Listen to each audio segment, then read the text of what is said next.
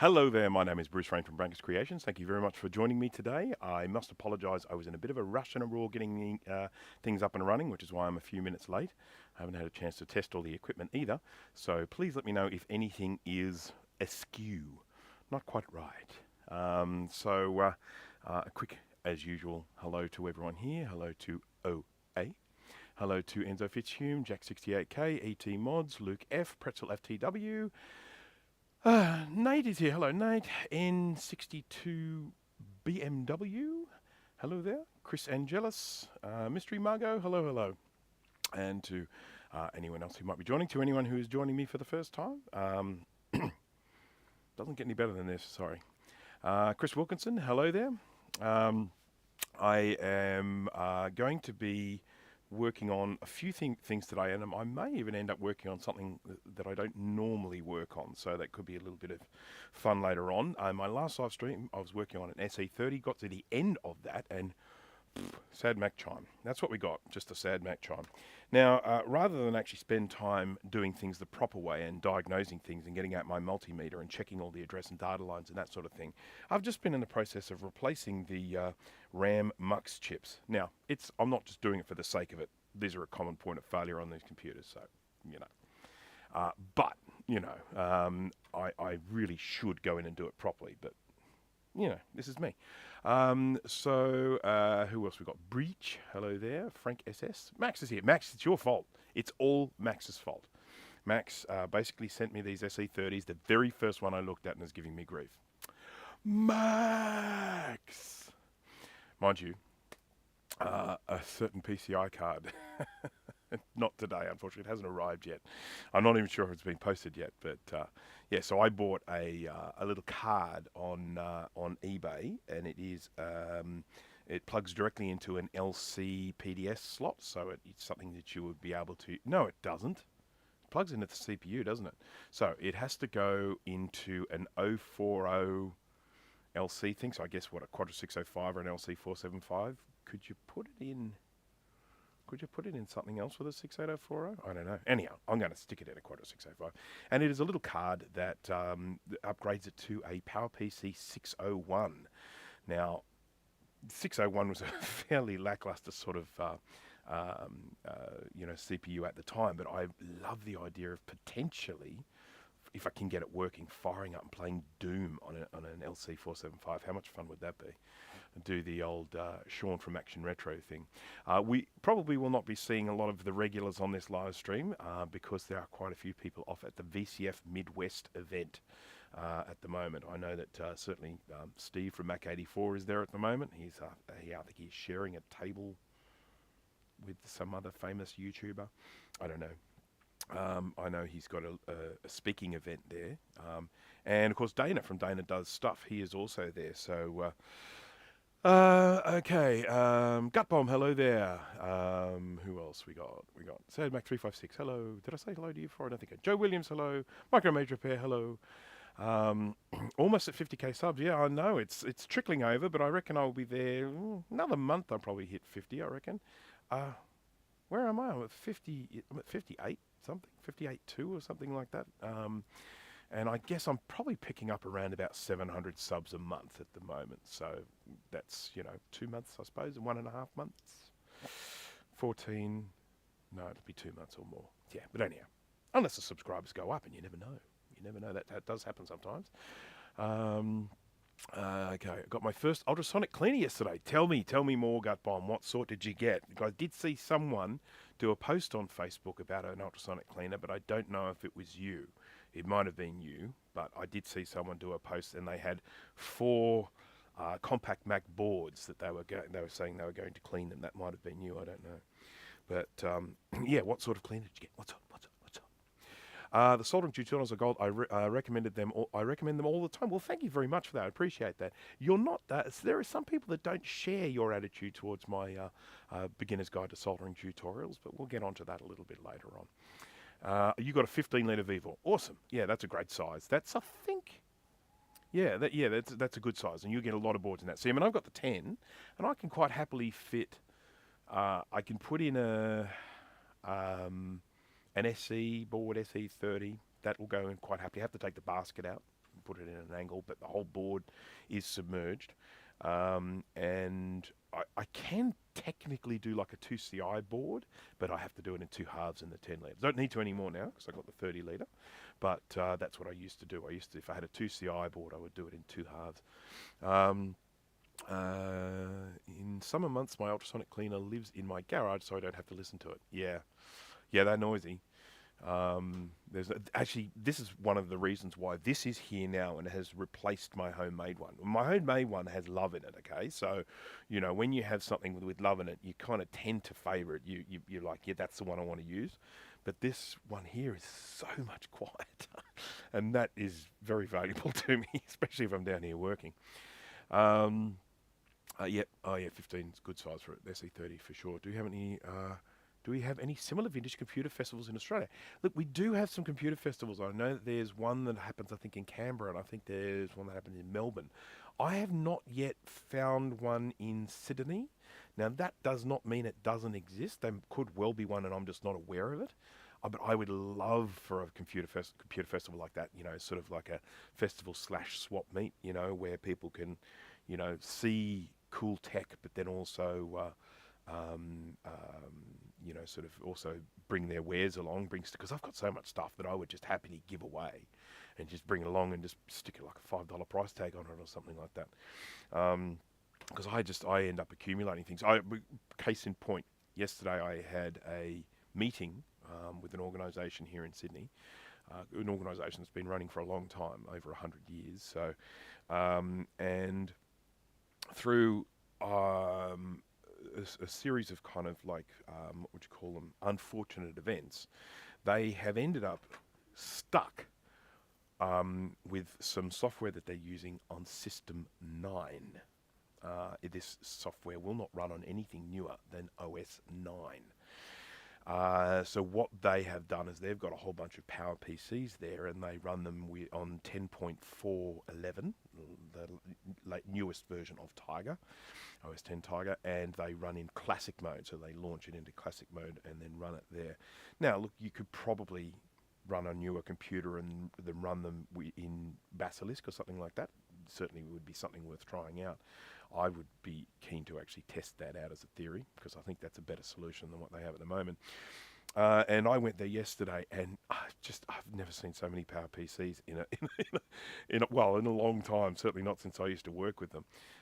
There was there were G4 minis in there. There was 4 G5 towers. There was G4 mirrored drive door. There was another one as well. There was another, but it was quite extraordinary to see all these people using this ancient technology and totally reliant on it. They're like, if this computer goes down, G5, come on. Anyone know about the one in Melbourne? Adelaide has one too. Oh, piffle. It's just not fair. It's just not fair. Lack of retro events here in Sydney, yeah, that would go down well. having one at my place. Shame they don't have the source code for it. Someone could carbonize it at least. Well, what it is actually it's a FileMaker Pro database. Now, anyone who knows FileMaker Pro and knows it well, it is essentially just a database, but you have the ability to completely and totally customize the interface. So at the back end, you're just talking about a database, but at the front end, you create scripts and you create buttons and you create lists and you create relationships between databases and all that sort of stuff. And it's really good. It was great. And I mean, I used to use it back in the 90s. It was a fantastic application, but of course, it's been completely and totally superseded these days by a lot of online solutions, and things like SharePoint and stuff like that.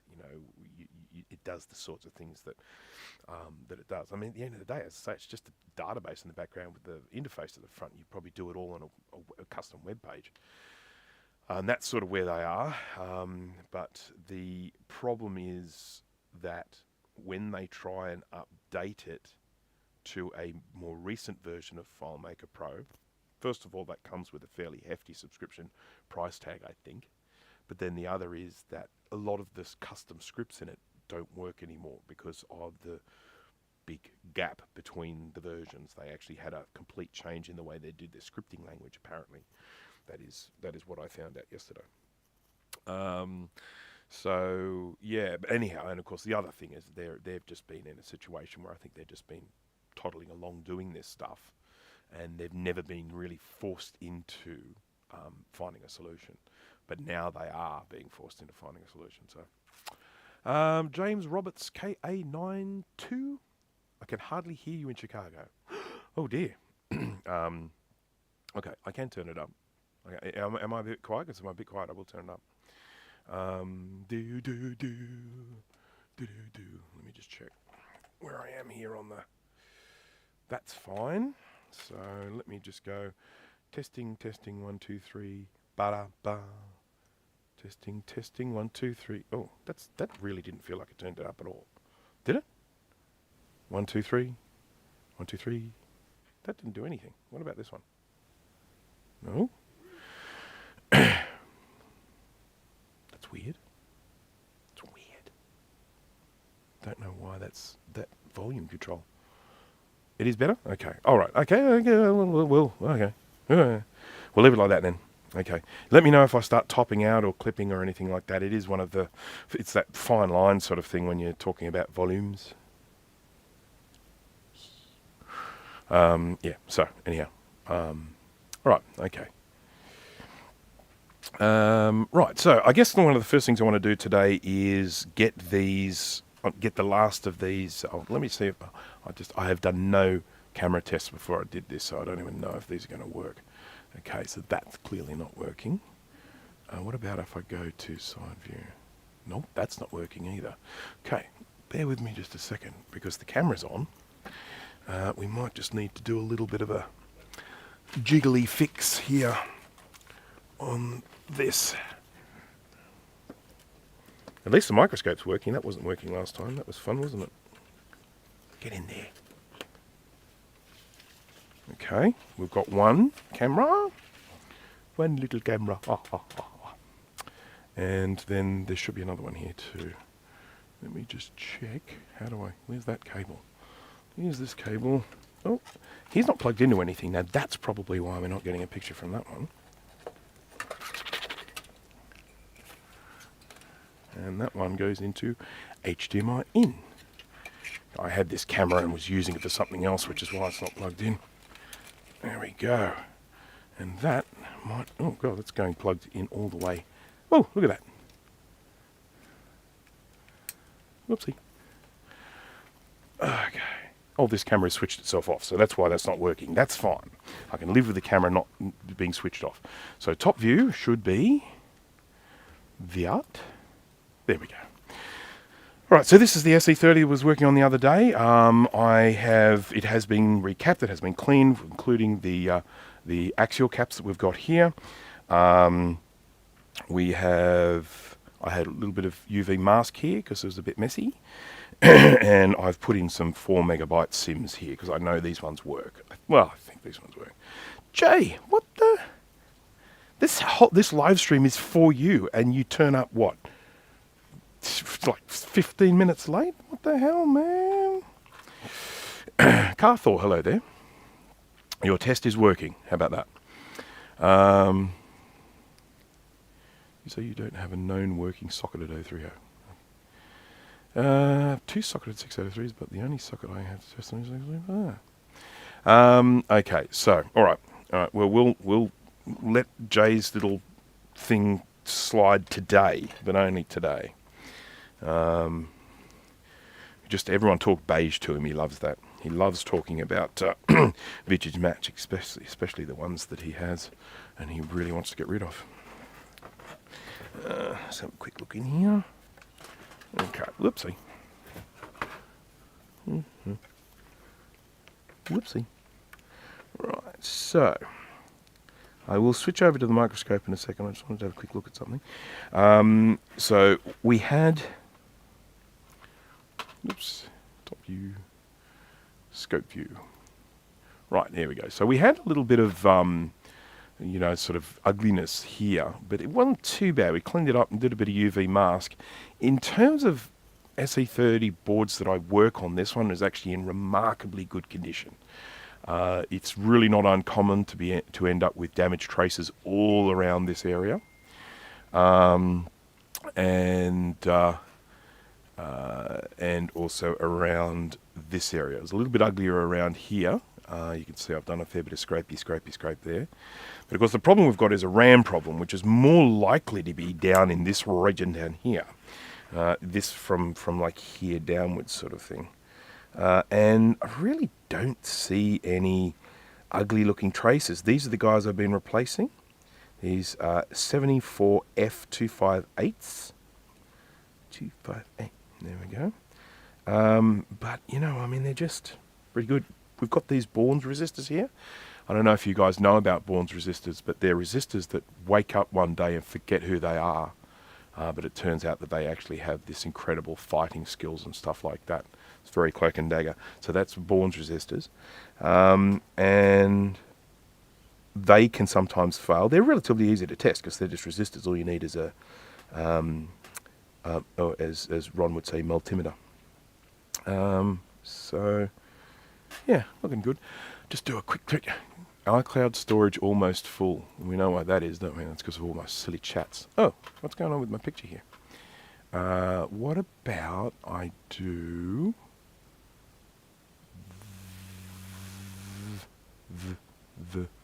I'll add that. Whoopsie. No, I won't. I made a mistake. Oh, crap. I'm going to go... I'll add that. That. There we go. And then I'll add that. There we go. That'll do us. Until I can figure out what's going on with the camera. It was on when I came in and now it's off. So it's had a hissy. Right. SC30s I find are funny with RAM. One thing I've noticed is the socketed CPU versions are much less fussy about the RAM modules than the newer boards with the soldered CPUs. Very interesting to note, Luke F. That's, yes.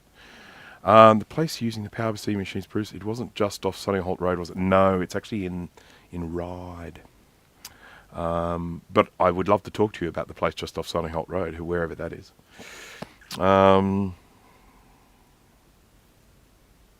Right, okay, so, okay, these are the last two here. Going to replace these. Probably nothing wrong with them, but going to replace them anyway. Again, this is my special not testing anything form of diagnostics. It's the let's replace it and see what happens. And sometimes it just works for me and other times it doesn't. And then, of course, when we get past that stage where it's like, oh, it still doesn't work, it's like, oh, now I'm going to have to get a schematic out and the multimeter and spend all that time. What a shame, what a shame, what a shame. Okay, so let me find my little heat shields, which were here the other day, because I was just here. Here's one. This will do. I've actually got some more of these blades up in the house that I keep forgetting to bring down.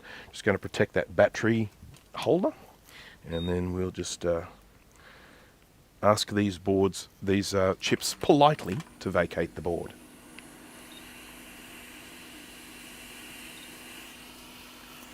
Oh, and please don't forget to smash that like button. Sorry, I've got my hands tied up. I can't press the thing, so I just have to do it. Smash that like button. Okay.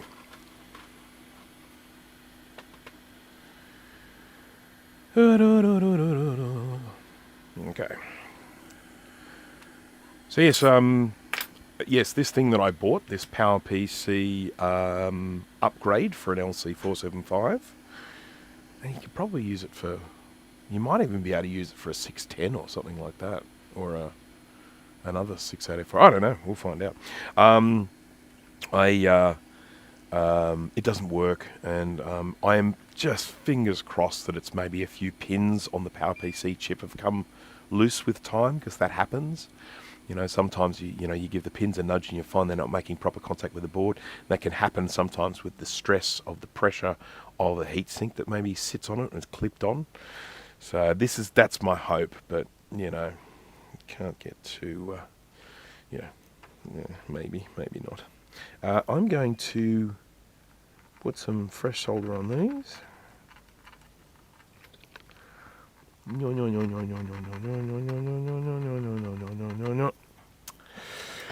then I'm going to get some Felks. And we're going to just make sure they're all nice and clean and tidy. Was that the one on eBay for? It wasn't for $30. It was starting bid. It was a starting bid of $30, but yes. And then it was make offer, and I made an offer. They came back with a counter offer, and then I bought it. But I don't think it's even been posted yet, because I don't think I've received any sort of notification to that effect. Mind you, I haven't looked. But I think it normally tells me, doesn't it? Doesn't it? Oops! I nearly pulled the pad off. That would have been very unprofessional of me. Excuse me, sorry about the coughing there. That was probably very loud. In my last live stream, I had a severe attack of the sniffles. And today I've got a croaky voice. So we're just working our way around the sinuses here. Around the sort of ear, nose and throat region. I'll probably be deaf in the next one.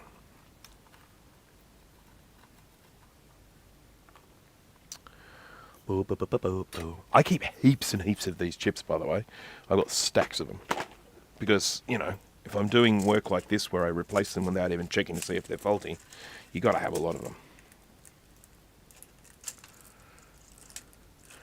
I still haven't definitively ruled out that the computer doesn't like the RAM sims. I've taken RAM sims from another computer, and I'm like, yeah, I'm pretty sure they're right. What are these chips? These are, if you have a look here, they've got F258, and they are the RAM multiplexer chips. So they multiplex the signal from the RAM and stuff. See, that's me telling you all the technical things, the terms there. They mix it all up. They mix it all up and spit it out the other side. And I've lost the other one. Where did I put it? I'm sure I took two out, didn't I? Oh, crap. Was that it? No. They're the good ones. What the hell, man? Oh, there it is. It's alright. It's alright. It's alright. Call off the search party. And we've got here the little...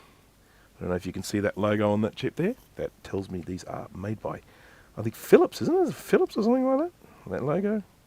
Someone will know in the chat.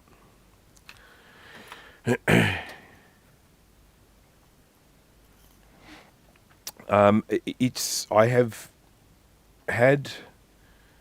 definitely had faults with these before, with these chips, and just simply replace them and everything is fine afterwards. And it might be the case with this one, but there are 6 of them on there. I've already replaced 4. So,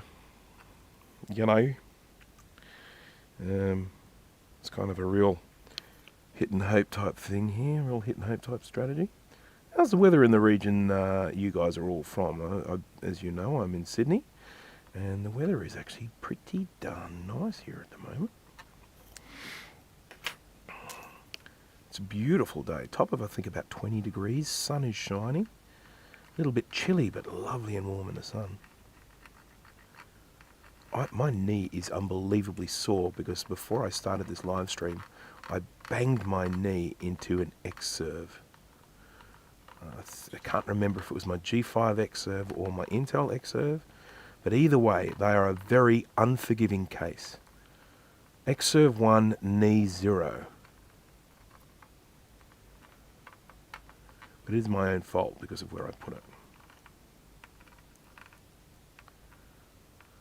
So I can't assign blood to anyone. 18C in Minnesota, that's not too bad. Rewatch your soldering tutorial for QFNs as I'm going to be replacing some very soon. Well done and thank you. You're most welcome. And so the quad, it was the quad, they're no lead ones, aren't they? Yeah, I hate working on those. They're a necessity nowadays because so many modern computers, modern devices use QFNs. But yeah, I mean, sometimes I put them on and it's perfect, and it's like, oh, that is smashing.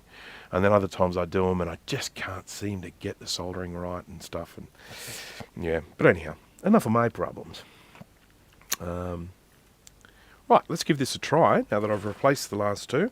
I've got the little 4 megabyte sims in here for those who might recognise. I will just put the top view here and go, yeah, look at that. Satanic Mac Club. These are the ones that I did a video on from K-Koba, one of the truly, real nice, genuine, friendly people in our our vintage computer hobby. And he was kind enough to send me a whole bunch of those, so I've now got 4 megabyte sims coming out of my ears. That's not entirely true. They're actually in little plastic bags. They're all ready to go into, Macs, because I'm going to have some that'll go into another one of my SE30s. So, let's do that. All right, so plug him in. Grab a speaker. I had one here just a second ago, but I moved it. Here it is. I really need to get one of these speakers, and I need to build some sort of thing here that holds the wires in place. Maybe even just a cable tie. Actually, that's a bloody good idea. Jesus. Come on, Rain, use your brain. Because these wires keep coming undone because they get wobbled around all the time. So here's what I'm going to do. Because this speaker can't really be used for anything. And I'll show you why in a sec. I'm certainly not going to put it into a computer, but it does still make noise. Hot glue duct tape. Cable ties. Cable ties. Next best thing. There we go. Look at that. Problem solved.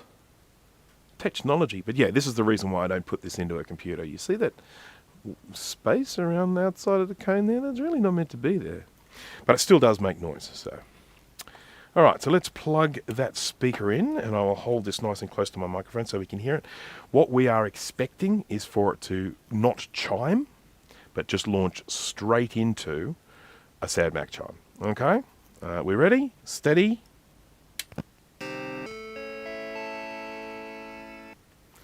And that's what we're expecting. So what I do know is that, I know you can fix these. I mean, what you do is you just use a bit of tissue paper with a diluted wood glue, PVA, polyvinyl acetate, because that's got a bit of flex in it. And so you get little bits of tissue paper and then you douse them in this diluted stuff and then you put them on and then you let them dry and then you put a few more on. I've done it before. I've actually repaired some speakers that were shot and now they sound fine. So I just want to show you this here. The Satanic Mac Club chips have these little red lights on them that show that they're getting power. So at least we know that there's voltage getting into these RAM sims. So, oh, Paul. How dare you? No, it's all right. I can live with it. We haven't really got to the interesting stuff yet. CPU is running at least. Yeah, this is actually one of the things that I was saying at the last live stream. There's a lot of positive that comes from what you're getting there. You're getting a Sad Mac chime. Well, it gets that from the ROM, which means that there is communication going on with the ROM. It means the CPU is working. We've got pathways of information going around. We know that the sound works. So there's actually a lot positive to say about that. And at the end of the day, with some of the problems I've had with SE30s in the past, sorting out problems with Sad Mac chime RAM is probably the least of the worries. So the next thing that I really should technically do is check all of the pins on these RAM chips to make sure they're going where they're supposed to go. And I have that information, but it's literally going down a thing one at a time. Very dull. So I won't do that in this live stream. So I apologise to anyone who is just sitting there keen as mustard to watch me go and hit pin after pin after pin with a multimeter. I am sorry, eternally sorry for that. Okay, I found the SE30 plastic SIM slots. I'm not a fan of K's 4 megabyte modules. I think they are too slim. I want to show you something. Good sir. Good sir, may I show you something? Ba, ba, ba, ba, ba. If I could ever get this frickin' thing out. Right. What I ended up doing, if you can see that on the camera there, possibly not. I'll put it in the camera. I have actually put a little blob of solder on every single one of the pins. Little mound of solder on there. And so that just thickens up that bottom part, makes better contact with the pins. So that's what I have ended up doing with all of these, because you are right, they are a little bit thinner than a regular SIM. If I hold them next to each other, it's barely discernible, but it is different. It's probably maybe 0.1 or 0.2 of a mil difference. But that's what I've done with these, and it works quite well. But having said that, it will be remiss of me not to put some just regular 1 megabyte SIMs in here and try it with those. Chunky SIMs, yep. Because I did too, also, as well, including, I did find that same problem that you were describing there, so, yeah.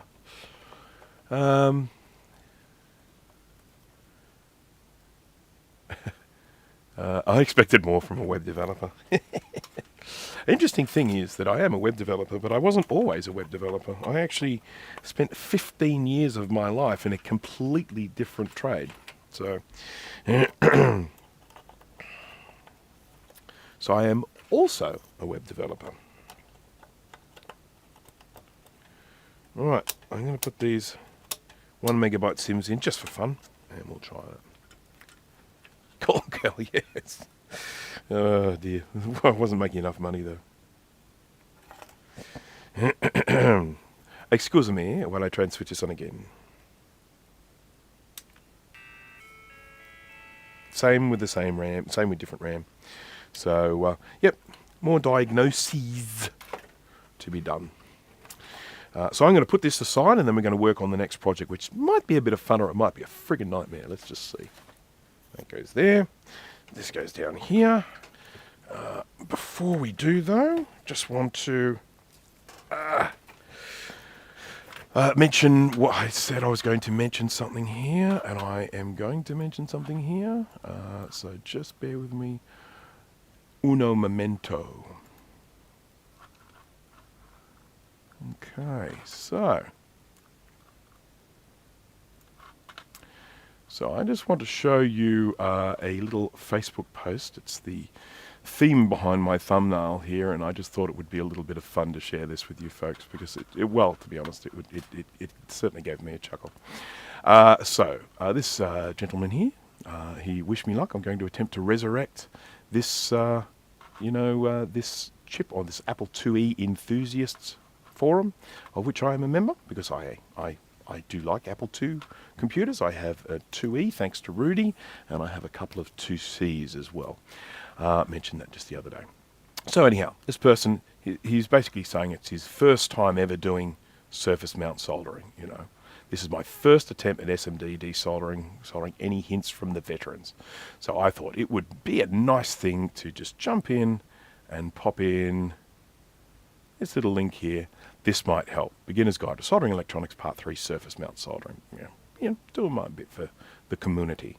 And then I got this lovely reply. Holy hell no, that guy has no idea what he's doing. That's what you get when a web developer decides to help people with no electrical knowledge. Then a reply from someone sort of going, can you be a bit more specific about his missteps? And then, of course, I just said, you'll need to ask Jeff Davies, because it's my video. And I just thought you might see that, because if I happen to mention the name Jeff Davies throughout this live stream, you at least now know who I'm referring to. So 3 cheers to Jeff Davies and his very helpful comments on the Apple II enthusiasts. Oh, wow, zooming in. Oh, isn't that how cool is that? I can zoom in. I didn't even know I could do that. This software's better than I thought.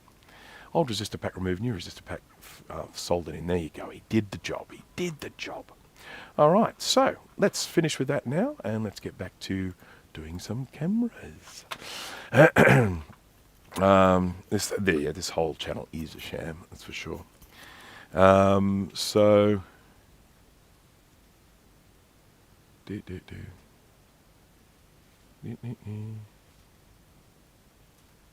Is being a web developer culturally appropriating spiders? Huh? Boom, boom.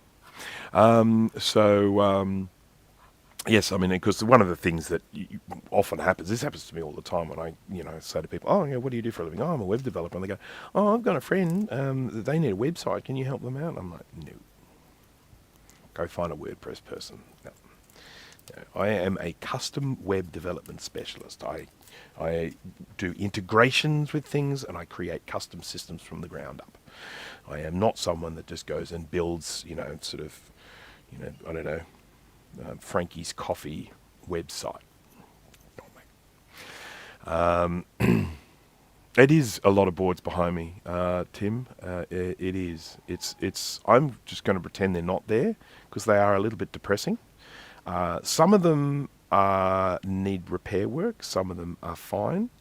I've got a whole stack of Color Classic boards that I need to fix, but I can't test them because I don't have a working Color Classic power supply at the moment. Thankfully, I have a Color Classic power supply here for someone else, and hopefully, assuming it works, I can then use that to test some of these and repair some of them and get them back to their owners. But Color Classics, my power supply used to work and then it just suddenly stopped. I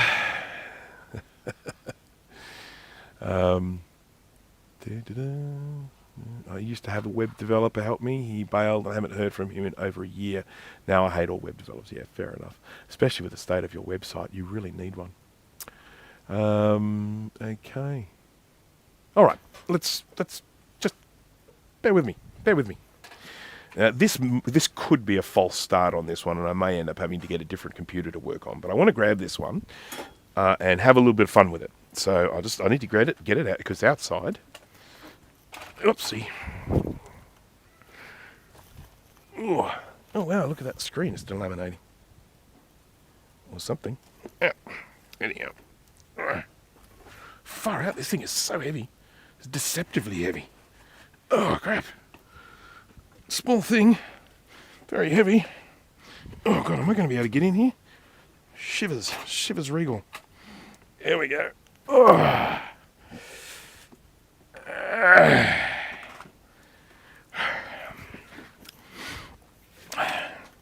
Does anyone know what this is?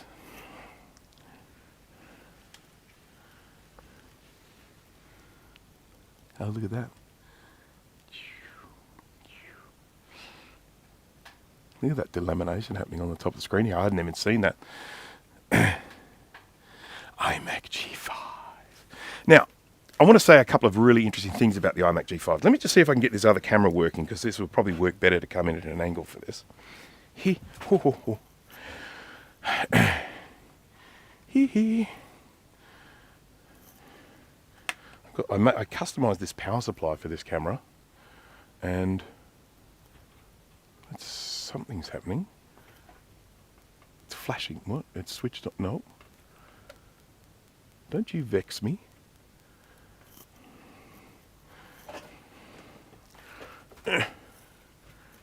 God, it's really not happy. Something might have happened to this power supply. It may not be outputting enough power. I'll have to figure something out.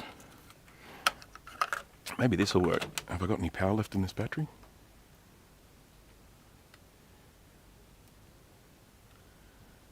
Okay. Right, we have no side camera today. I do apologise, people. It would have been good for this, but never mind. Whoa. Right, so a couple of things I want to say about this. Apple, back in the days when they were PowerPC, they released the G5. I think it was 2003 when they released the G5. Now, at the time that computer came out, it was the fastest consumer level computer you could buy. You could buy the dual 2 gigahertz version, and there was nothing faster. I mean, seriously, there was nothing on the market that was faster than that. The downside for a lot of people out there, if they were like, I don't know, PC gaming type people, they couldn't play games on it. But it was, undisputedly fast. I mean, like when you're comparing bench tests and stuff against them, I mean, it was blazingly quick.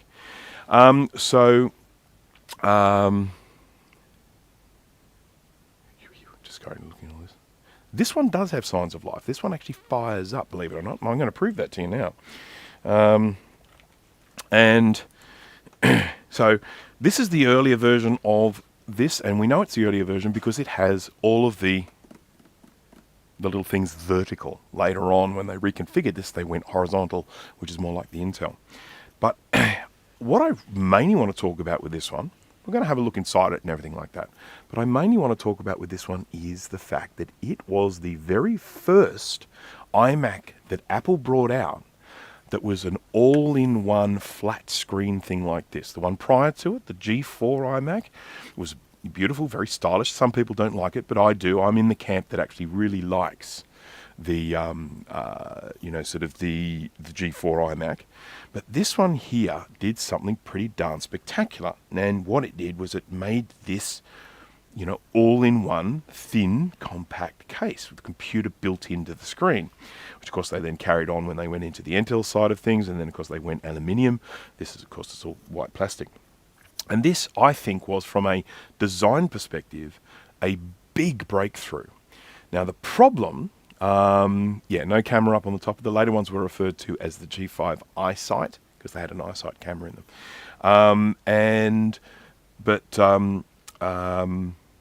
But one of the big problems I had with this was the fact that the G5 generated a huge amount of heat, crazy amount of heat. And so what they had to do with these is ultimately kind of throttle them down a little bit. They had to get creative with the cooling, but they also had to throttle them down in speed because they couldn't run these things at full tilt because there's no way you could cool them efficiently enough. G5s don't usually have a glossy screen, do they? Well, you think someone stuck something on there? We'll see what happens. So I'm going to grab a power cable. This still has someone's data on it, but it's password protected. So, right. So I've just given this some power. I've given it 240 of our Australian volts.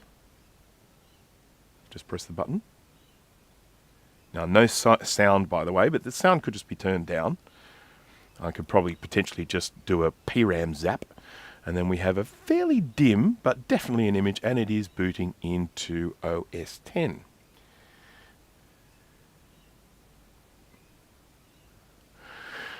So the hard drive is still working. I don't know how much RAM it's got because I wasn't able to check because it goes straight into a enter password screen. Like that. So I've got a G5 quad and a dual 2.7 gigahertz still working. Well, look, the quad, have you replaced the liquid in the liquid cooling? Because the quad was liquid cooled, wasn't it? Yes, it is a shame most of the quad. So I actually have a G5 tower, a dual 2 gigahertz. It's the original one that came out in 2003. So it has, and it works, and I've upped the RAM to the maximum you can put in it, and I've put in a solid state SATA drive, Samsung. And they're both liquid cooled, and they're both still going. And you have replaced it. Yeah, as long as there are two things that are going to keep a G5 liquid cooled working. Number one is using it regularly, because that means the seals don't dry out, and the other is, of course, replacing those seals if it has been left for a long time not working. But anyhow, look, they're fun. I mean, they're a nice space heater as well. So it works, and that's all good. And I've just given it power now, which means all of the bloody high power capacitors are going to be all loaded up, and I'm probably going to end up zapping myself, and that's not going to be fun. But what we're going to do is we're actually going to open this up. So I'm going to switch over to the top view camera here. I really don't have room for this. Never mind. I'll get creative. There we go. Oh, that's a little bit close. What do you reckon? Yeah. Zoom. Where's my zoom? There we go. Let's see all the mess. All the mess. Now, as I say, this is not necessarily the best view. I did tidy this desk a little while ago, and I don't know why it keeps getting messy. Someone must come in here and mess it up while I'm not around. Oops, that should go over there. I think this might be one of the chips that I soldered on in my video. Frank S. Bye-bye. Good night. Yes, I'm sorry I am streaming a little bit late tonight. I would have liked to have started earlier, but I'd go get some exercise and do things and stuff. Now, I think it's just, is it just 2 screws and then the back comes off? I'm pretty sure that's it. Let's just test that theory, shall we? There's 2 little screws down here on the bottom. Ooh. Is that a captured?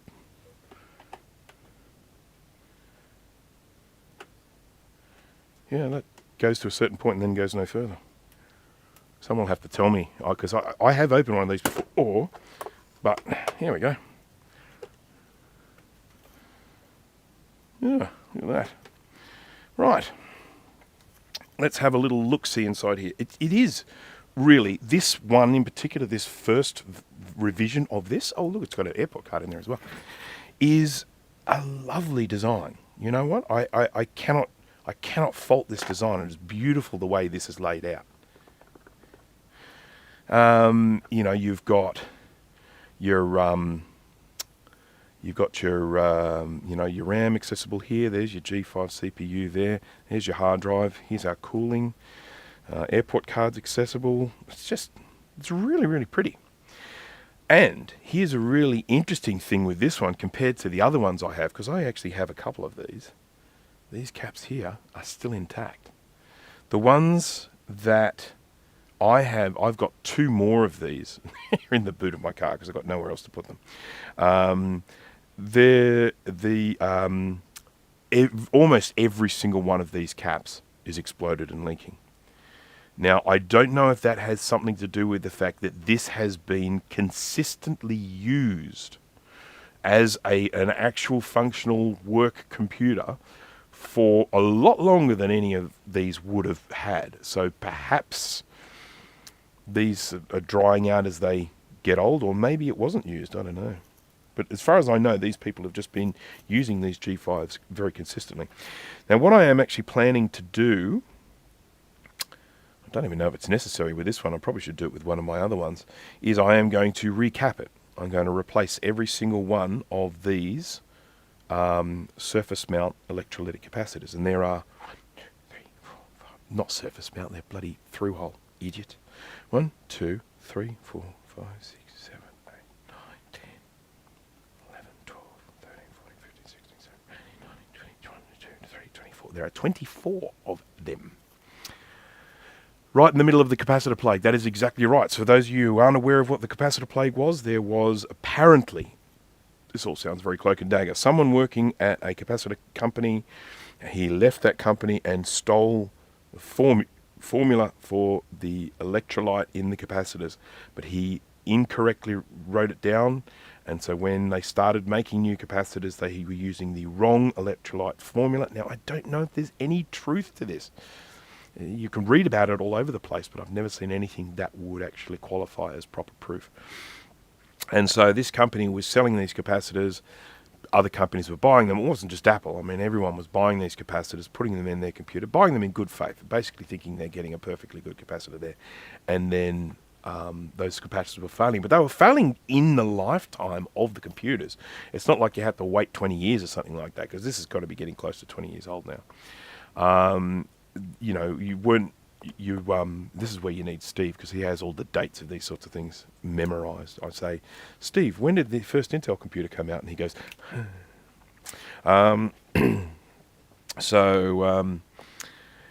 yeah, so anyhow, that's, these things were actually having failures during their actual functional lifetime. How much heat is in the ground plane going to soak up? I mean, this is pretty cool now, but it wasn't running for long. This is still cool, even though it was up and running. So now let's see what we've got in the way of Ram-a-Lam, Black Benny. That's a 512. And that's 512. So we're talking about 1 gigabyte of RAM in this one. Someone might be able to tell me off the top of their head if that is the maximum you can put in this. These are... It doesn't say. It doesn't say what they are. Yeah. Oh, never mind. Fret not. Oops, did I put that in backwards? Is that right? Nope. I did it right.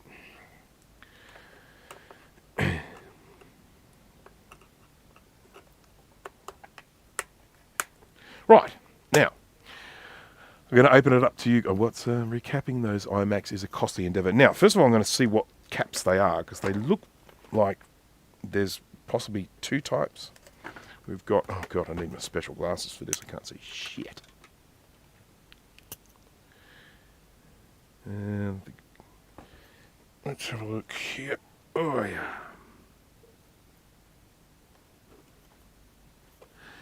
So we've got 6.3, 1800 ohms, 6.3. I can promise you I have none of those.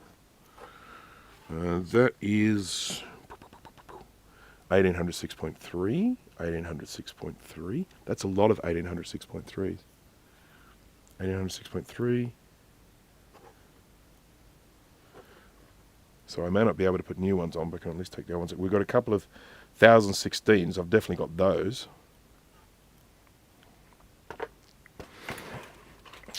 So what I'm probably going to do is open up the chat to you guys to say what you would like me to do at this stage, and I'll give you a few options of things I can do.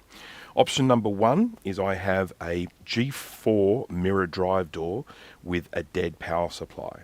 I can go up and grab that G4, bring it down here, we'll pull out the power supply, we'll have a go at recapping it. That's option number one. So option number one, G4 power supply. Option number two is we can pull the board out of this and I'll start stripping these capacitors off. I may not necessarily be able to replace them because my 6.3 volt, I mean I've got some of these caps, but I'll just check my 6.3 volt stocks. I don't think I have 1800. Oh, yeah. Nope. I do not. I do not. Yep, so that is something I'll have to order in. I'll just check and see if JCar stock them, because it could be something that I could potentially go out and buy from my local JCar electronics retailer, but I'd be very surprised if they had this. It's not really your kind of common as you would expect. They've got, you know, some of the fairly common sizes. So 1800 UF. They don't have any 1800 UF, so there we go. That was an easy fix, or easy research. So let's just get back to the options, because I want to run these options past everyone. So option number one is the G4 mirror drive door power supply repair. The option number two is that we dismantle this further, we pull this board out and we start plucking these caps off. Option number three is that I put this one aside, I duck up to the car, I grab one of my G5s that actually has exploding leaky caps, and I take those caps off and we start working on one that actually does not work. So they are our three options. G4 power supply, this G5 I have in front of me, or a G5 in a really crappy state. So there we go. Here's some thinking music. Okay,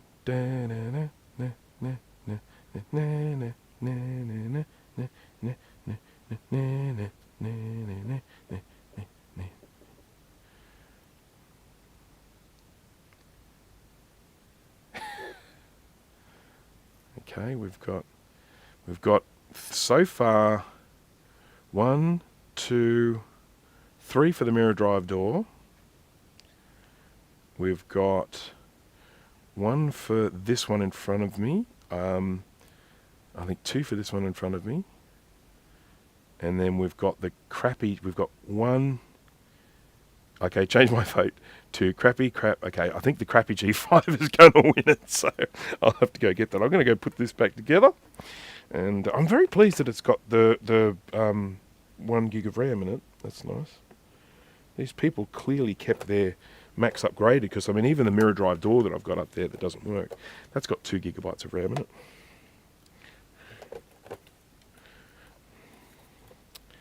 Beep, beep, boop, beep, beep, beep, boop, beep, beep, boop, beep, beep, beep, boop. Does anyone know how to put this back together again? Pulling it apart that was easy. There we go. I haven't got the little hooks in. Here we go. There we go. All right, let's get this back together. Speaking of PMG5, the house, did you get my last hard drive screws for that thing? Is ESD something that you were worried about, or is it overhyped? Look, Paul, it's very real. It really is. I have actually broken some of my own stuff with static electricity. So it is something that a certain level of care and precaution should be taken.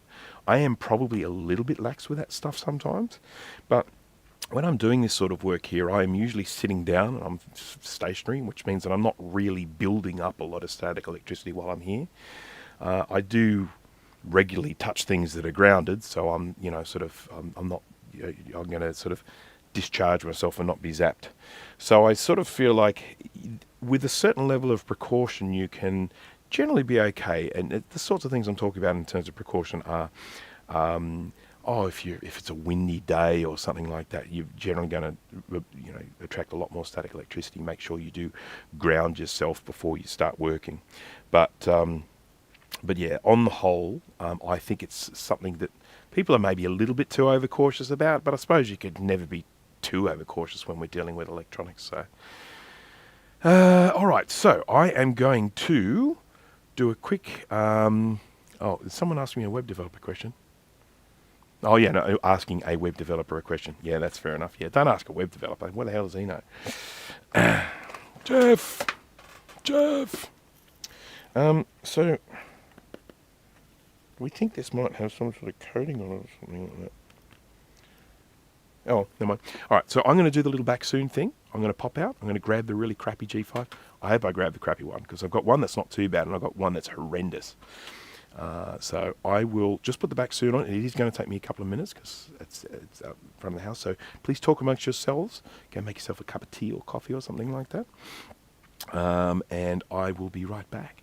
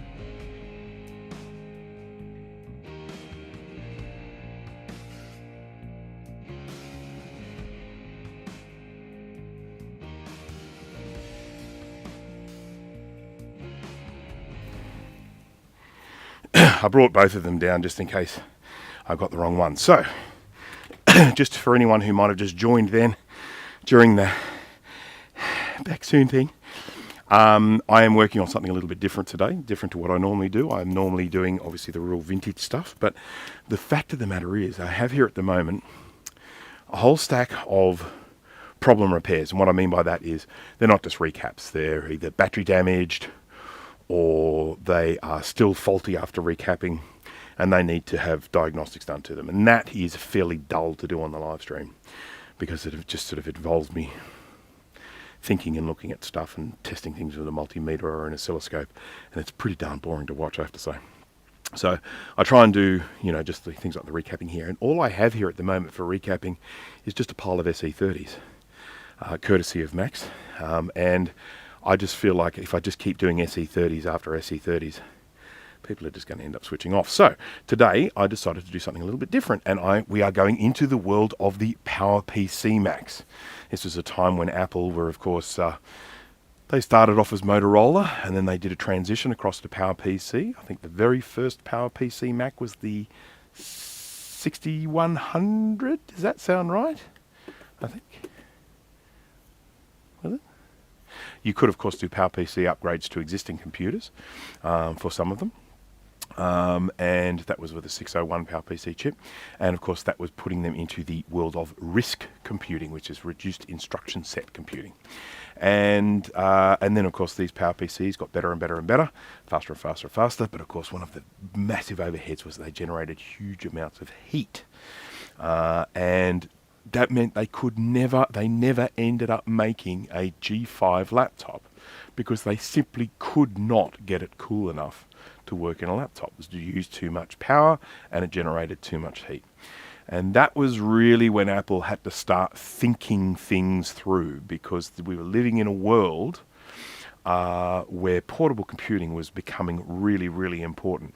And that was when they made the transition across to Intel. And that was actually a pretty smooth transition. So, as far as I remember, the 040 to PowerPC, I found the transition to Intel pretty slick. I bought my first Intel Mac. It was an iMac, looked a lot like this, bigger of course, but it looked a lot like this. It was that white case, and it was fantastic. And of course, one of the first things I did on it was set up Boot Camp so that I could boot into Windows as well. And you might think, but you're a Mac guy. But see, the problem was in my job, I often end up having to use both. And the idea of having one computer that can just switch between them is incredibly convenient. So that was actually a huge benefit for me when they went Intel. So, right, you can upgrade a Centrus Quadra 610 to a 6100 with a card, yeah. PowerPC to Intel was smooth in what world? Okay, maybe in my world it was. I don't remember much. It was, I remember it as not being too bad, but,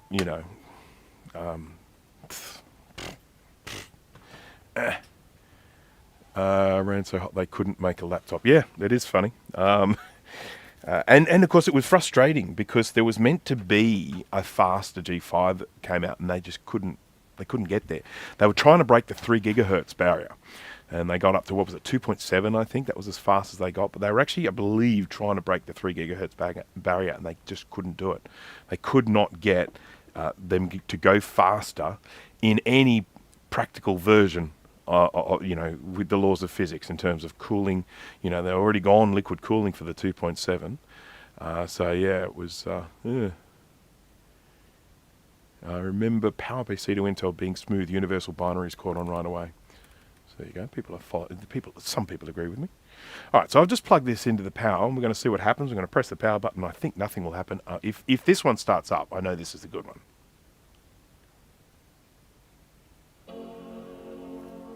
This is the good one. We're not going to work on this one. I'll go swap it over. Yeah, look at that. There's no system on there, but I'm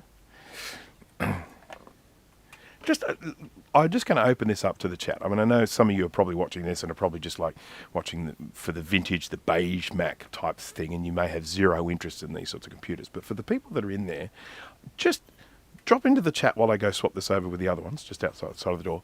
Drop into the chat your opinion on the G5 iMac, what you think of it. I invite your comments.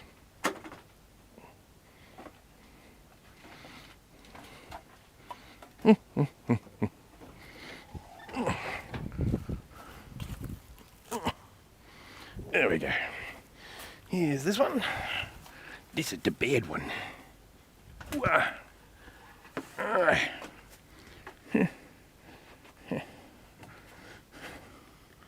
I started watching The Dial of Destiny last night. Oh dear.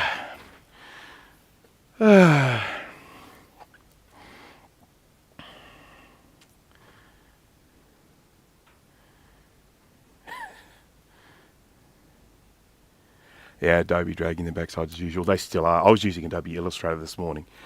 Painful experience. I mean, Illustrator has just become the biggest pile of bloated shit.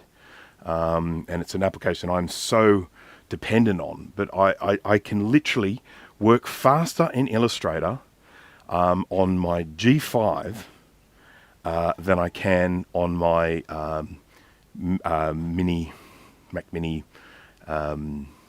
M2. It's just, you know, you click on something and you wait. It's painful. Wish they'd made a G5 and a G4 iMac form factor. Probably would have overheated. Daniel, is there a Daniel joined? Where's Daniel? I don't know. Hey, Daniel, hello. Finally get to watch a live stream live now. I'm glad I've been woken up with cramp in the foot. Okay. So which part of the world are you in, Daniel? So for it to be morning where you are at the moment. Big fan of the G5 for nostalgia reasons. I remember in primary school we had iMacs before these, and I'll never forget walking into the computer room and thinking, wow, this is amazing. Yeah, I do. I sort of feel like this is the final accomplishment in terms of an all-in-one computer. If we think about what Apple started in 1984 with the very first Macintosh, as a, you know, little handheld, portable, like luggable, whatever you want to call it, sort of computer that you could, you know, take around and set up anywhere you wanted. You know, if you think about that and then think about moving into things like the G3 iMac, and then you think about things like, you know, again, like the iMac. I mean, boy, you don't want to have to carry too many of those around. And then the G4 liquid crystal screen, much better design, but, you know, in terms of all-in-one, it's sort of still a bit separate with the screen and everything. But this is like a real kind of all-in-one computer, and I sort of feel like this is the first time they got it right. Now, admittedly, they had to wait for the technology to catch up with their ideas. I mean, at the time that the original Mac came out, it's not like you could stick an LCD screen in the thing. All right, so here we are again, opening another iMac. We'll jump across to the top view. My apologies that my side view is not working today. This camera switched on when I came in, and now it's switched off again. And I think there's something wrong with the power supply. I suspect there's not enough power coming out of it, because that camera is really finicky about the power it gets.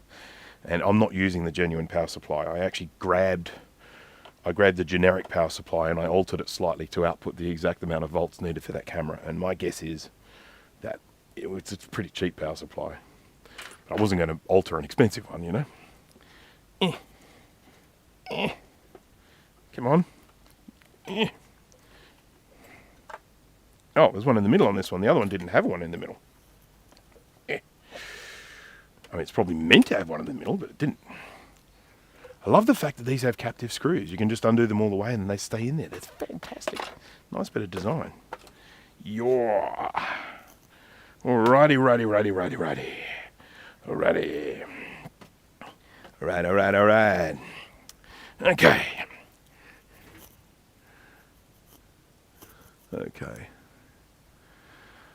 Where are we? I have a feeling the old software was so optimized because of the limited resources. Now computers are so powerful that developers have become lazy. Case in point, Adobe. Yeah, oh yeah, totally. I mean, they don't sort of really go back and start again, and you know, they just add on top bloat. It's got no RAM in it. Doesn't that suck? And I'm sure I've got some spare RAM. This doesn't have the airport card in it. But yes, I would agree with you 100% with that. Yeah. As a web developer who knows nothing, one of the things that people will often use when they're building a website is this thing called jQuery. And it's basically a JavaScript toolkit. So you've got JavaScript, and then someone has gone in and made a whole stack of functions to expand the capability of JavaScript. And if you use that on a website, it is basically, and you might use only the smallest part of it, you are bringing the entire toolkit, and you might only use one tool. So every time that page loads, it's having to load that entire jQuery library, and you might only use a tiny part of it. But that's just kind of how it works these days. I mean, same with WordPress. I mean, if you load up a WordPress website, so much stuff gets loaded up, and you might only be having a page with a couple of pictures there. But anywho, I told you to take the RAM with you. Yes, well, I will say that there is no way this one is getting repaired completely today, because I don't even have these caps. We can dismantle it. I can whip the caps off, but I just will get across to the microscope here so you can see what I'm looking at here. I'll just get in reasonable focus there. Must have good focus. Okay. Scope of you. Okay, there's a not bad one, but what about... Oh, yeah. Oh, yeah. Look at that one. Look at the gunge coming out of that one.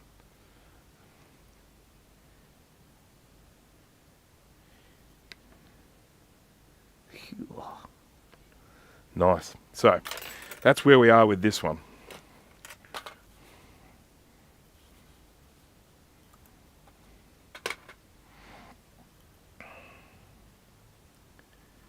The minimized jQuery is a couple of megs. I haven't checked the size of it, to be honest. What's the distinction between custom web developers and software engineer? I don't know. I've got no idea. I'm in the sort of web field. I'm very self-taught, so I don't use all the right words and stuff like that. I've got no idea how to pull this apart. I wonder if there's a iFixit. Let's check. See if there's an iFixit. It'll help me out, because it doesn't look like it's going to be that easy. I fix it. You fix it. Right. And we will go here to iMac G5.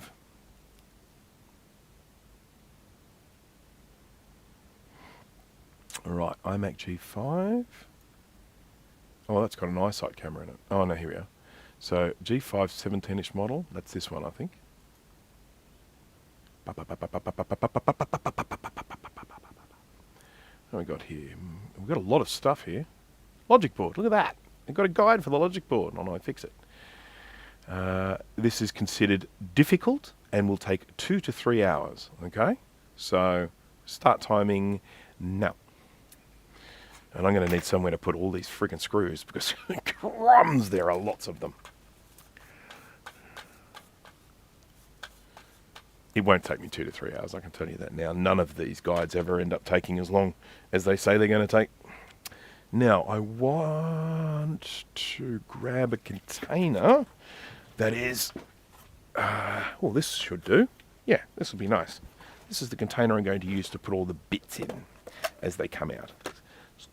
Compartmentalized. Nice big word. All right. I'm going to need all sorts of different screwdrivers for this, but I think I'm fine. Ow, ow, ow, got my knee.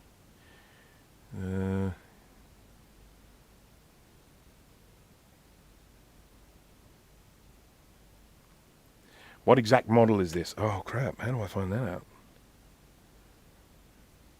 It's a 17-inch. Do you want me to look on the bottom? Or look on the bum? This is... Oh, crap. Vision. Let me get the other glasses. It's that little writing that Apple uses. You know, that little writing that Apple uses.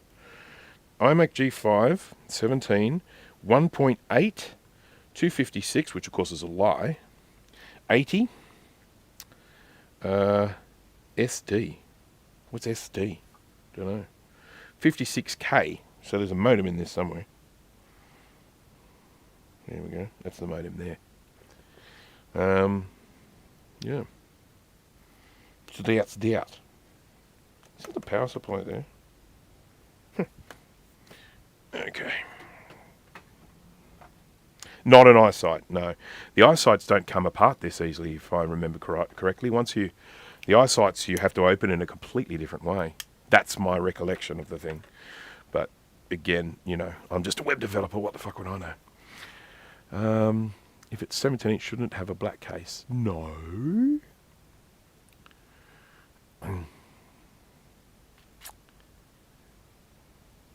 What have we got? I think Mr. J has just sent me... What's he sent me? Oh, I know what he sent me.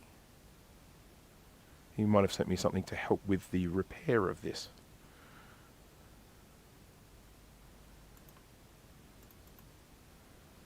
Oh, okay. Yeah, no, he's just sent me the service manual, which I actually already have that, but thank you very much for sending that. Right. So let's just go with this. I'm going to give the iFixit a crack, and we'll just see how we go with that. So first thing we need to do is take out this thing, which I think is the CD-ROM drive. Yes, it is. Screwdriver. 1, 2, 3. Okay.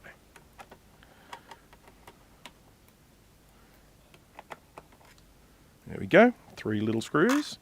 And I assume that'll just, yeah, it just plucks out. Look at that. Nice little CD-ROM drive. What are we looking at here? We're looking at... we got any specs on here?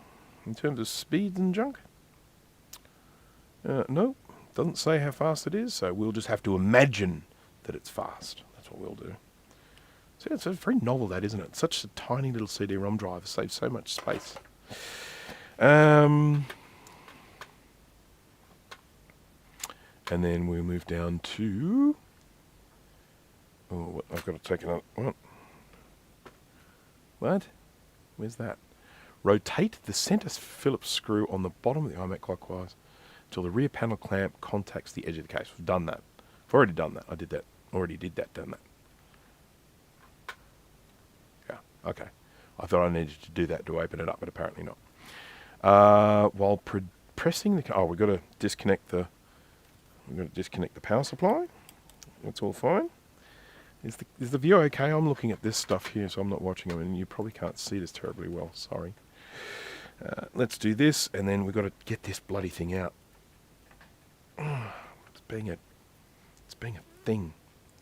How can I do this with some pliers? I'm going to get something in there to pry. I hate to pry. There we go. So anyhow, I started watching that Dial of Destiny last night. Didn't get far, but I started watching that Dial of Destiny. And the very first part of it is actually quite exciting. But what I had a bit of an issue in that they did de-aging to our good friend Mr. What's his name? Indiana Jones, Harrison Ford. And that just takes away any sort of performance in the face. It was like he was wearing a rubber mask that wasn't stuck on. And it was, even though I consider the special effects side of it quite amazing, the way they did de-age his face, it just completely destroyed any form of performance in that beginning part. Okay, so now what? I can't get that out any further. So you tell me, Mr. iFixit man.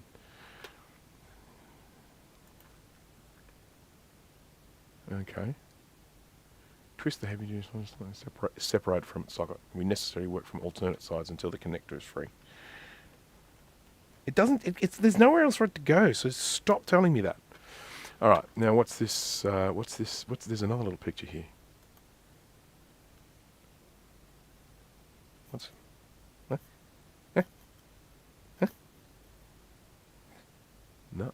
It's pointing at something that doesn't even seem to be there. Okay, we've got that. God, that's 3 steps for doing that. Okay, now we're going to undo some screws here.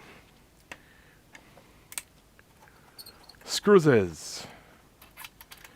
Must depart the return. Oh, may not be. What? What? Okay, this is coming from the guy who every day says, "What time are you streaming, Bruce?" And then today I actually stream and look at him. He pops in for an hour and then goes. Some people. Oh, look at that. Some people. Well, sort of, I guess that's that. Okay. Okay, I'm going to keep reading the manual. To lift the center screw slightly away from the mid-plane. Okay, so grab the power slide each side and rotate its top edge toward you until it clears the logic board.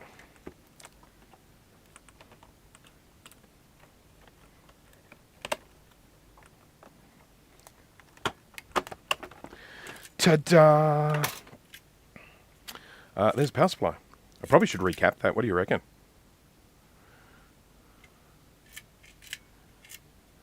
It's quite cute, isn't it?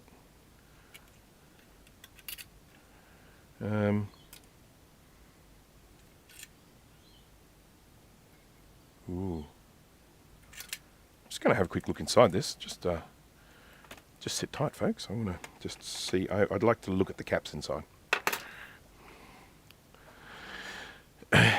Don't happen to have any boards with certain mystical abilities in the Color Classic, do you?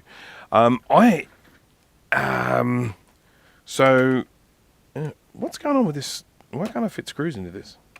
Oh, look, it's been an a-hole. It's a special thing. It requires a special screwdriver. I don't really have much in the. I've got. I mean, obviously Mystic. You've got the analog board.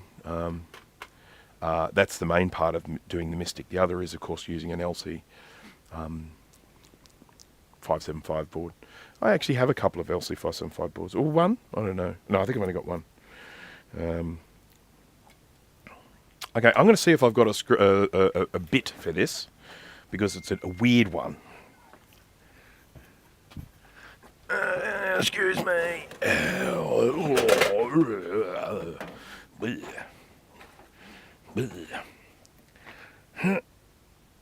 Ding dong.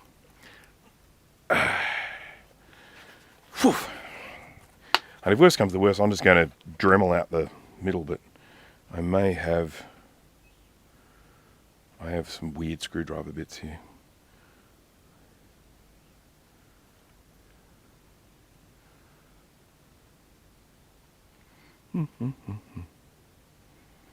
I've got hex ones with a hole in the middle, but I don't have Phillips screwdrivers with a hole in the middle. Ain't never seen that before. I think I do. Do these? No. Nope. Aren't they rotten? Rotten scoundrels for doing that. So we won't be looking in the power supply today.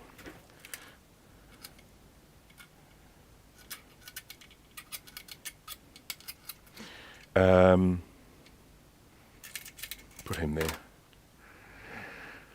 Okie dokie. Logic board. Okay, disconnect the hard drive thermal sensor cable, which is. I can't even say it. Oh, there it is. Got it. I did it. And then remove the two 13mm T10. God, I don't do you even have a T10 up here? That's big. That might be T10. No, that's a hex. How about that? Boop. Oh, that fits. This is a T8, but it seems to fit the T10. Enough for me to undo it anyway.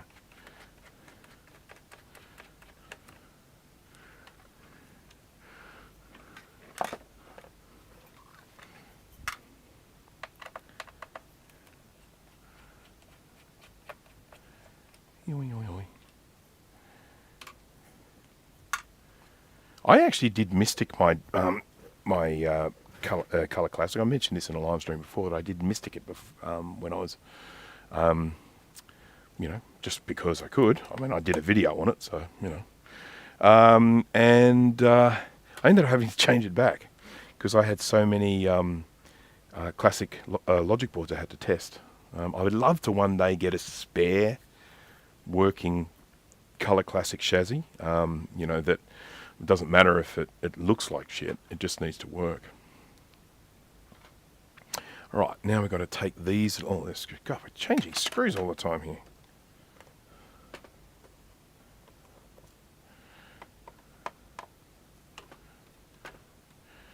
Robert Salter, hello there. Got my SE30 working. That was recapped during your live stream of SE30 recap. Thanks to your web sound section schematic. Oh, that little close-up that I did. I'm glad that was of help to someone because I did that one and I posted it and I thought, I don't know that anyone's ever even going to use this, but yeah, I'll post it anyway. And that's great to hear that it was actually of benefit to someone. So thank you very much for that. I appreciate you letting me know that.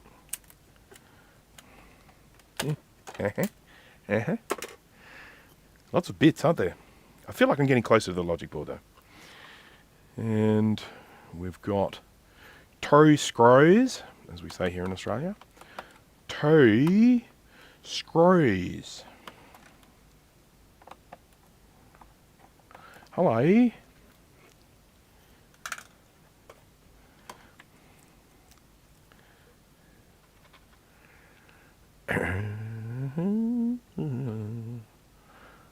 We're burning through this. I'm feeling great.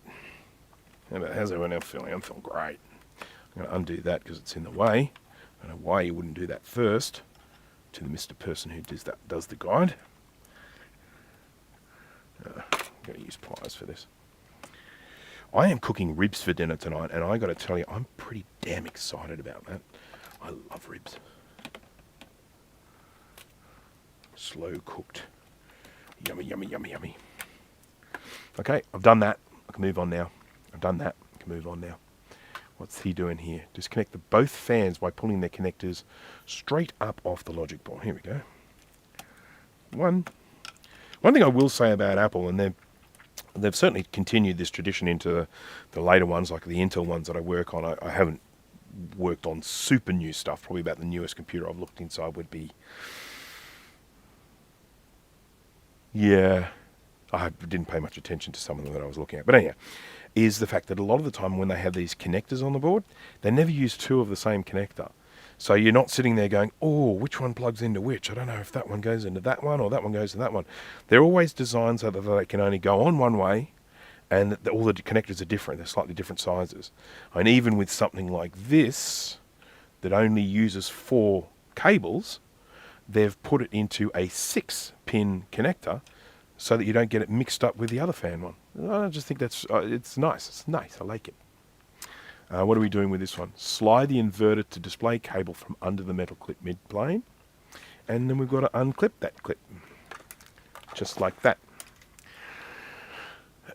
And then remove the single 8mm throw here. Oh, I need a big screwdriver for that. And then this, I think, comes out. Just, oh, look at that. Oh, and look, I'm going to have to unplug it. Yeah, that's inverter, I guess. Something like that.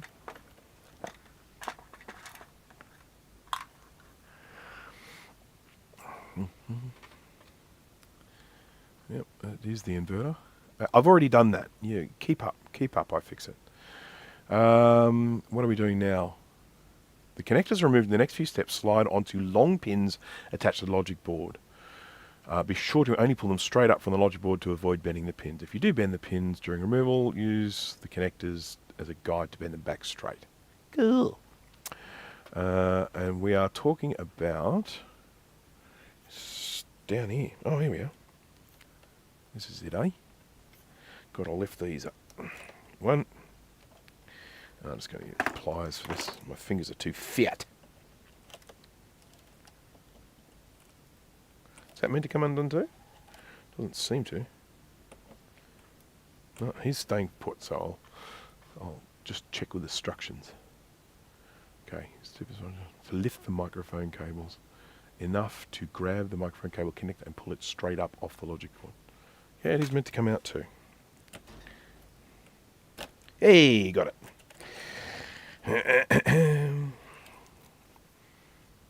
How's everyone going, by the way? I just feel like I'm doing this and I'm probably boring people senseless.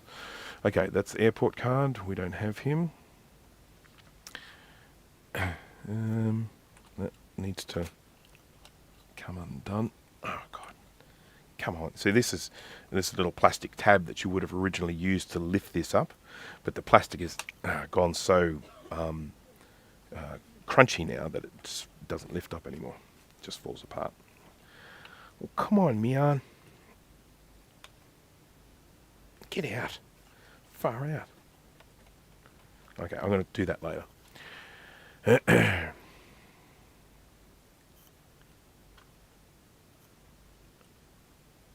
What?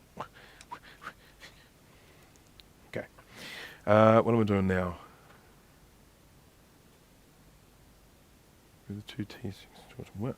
I don't even see where that is. It's down here. That's something else. That's something that's not even on here. What is that? It's going the Bluetooth board.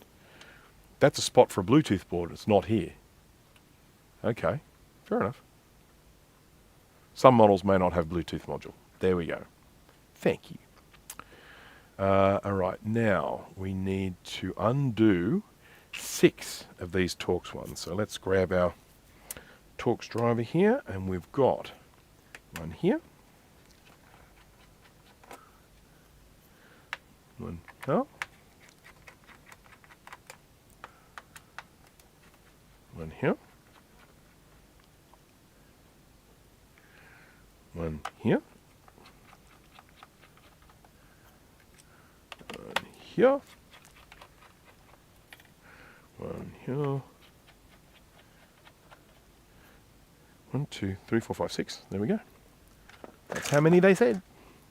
And then we've got 3 Phillips head. And I've lost my Phillips head screw. There it is. 1.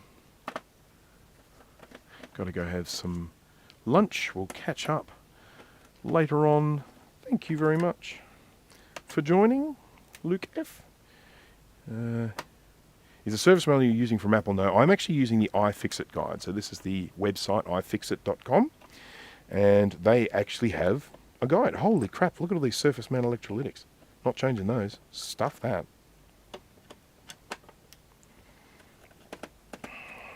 Right. I've done that. Done that bit. I can get these out maybe with a magnet. Nope. Right. Now, what's it saying to me? Now, we'll lift it out. Just lift it out.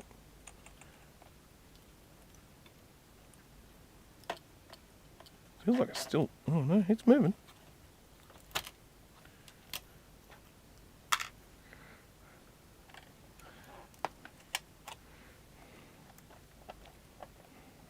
What's going on down here?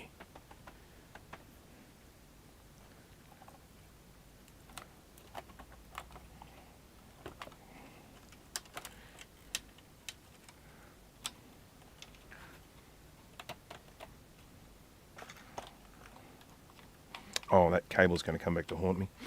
I've got to get that out somehow. It's really hard to get it out.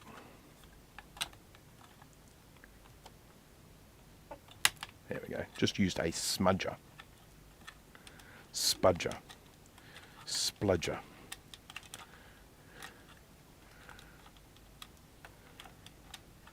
How am I supposed to get this out?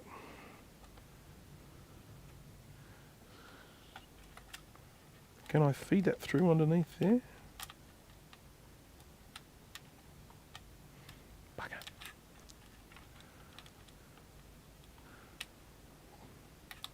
Certainly doesn't want to go. I can't see any way that I'm going to get this out without... Yeah, that goes all the way over there. So I'm going to have to take that off. Apple, there is actually a service manual for this, believe it or not. And a genuine Apple service manual for it.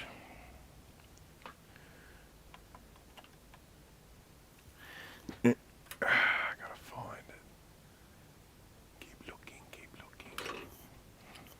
One of these. Nope. Yep.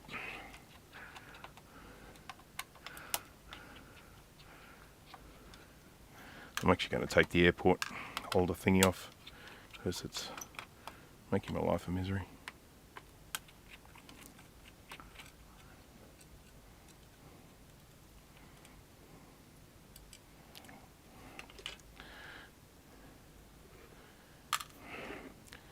I mentioned before that I didn't have that much here to work on. That's in actual fact I do have a PowerBook 100 here to work on, but I have to order some caps before I can work on that one. So that will have to wait for a later live stream. Okay, so I should now be able to lift this up. It says, that's what it says.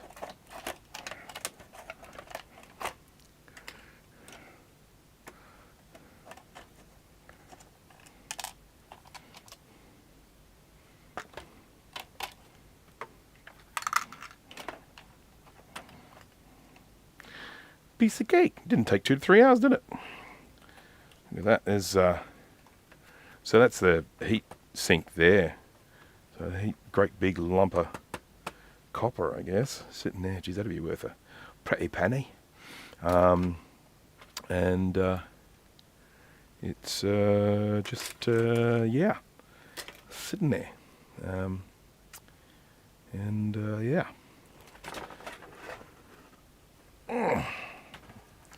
I reckon with a bit of practice I could get that down to probably 10 minutes to get that out.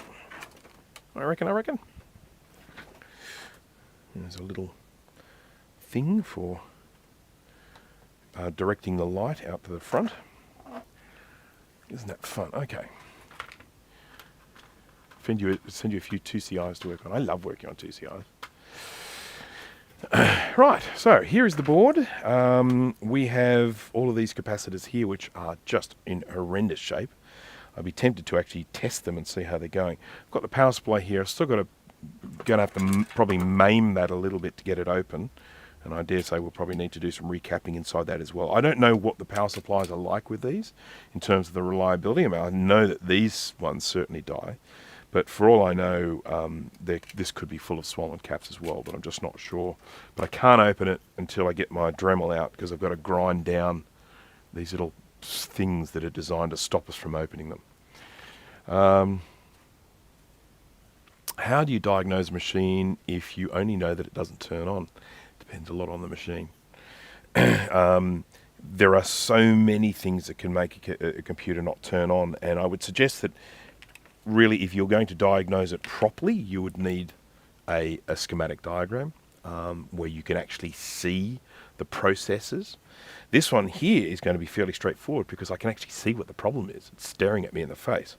And so that side of it, is fairly straightforward. If I was working on, for example, a newer sort of MacBook Pro or something like that, you can actually work your way through a schematic diagram and you can say, okay, well, this voltage rail, just bear with me a second.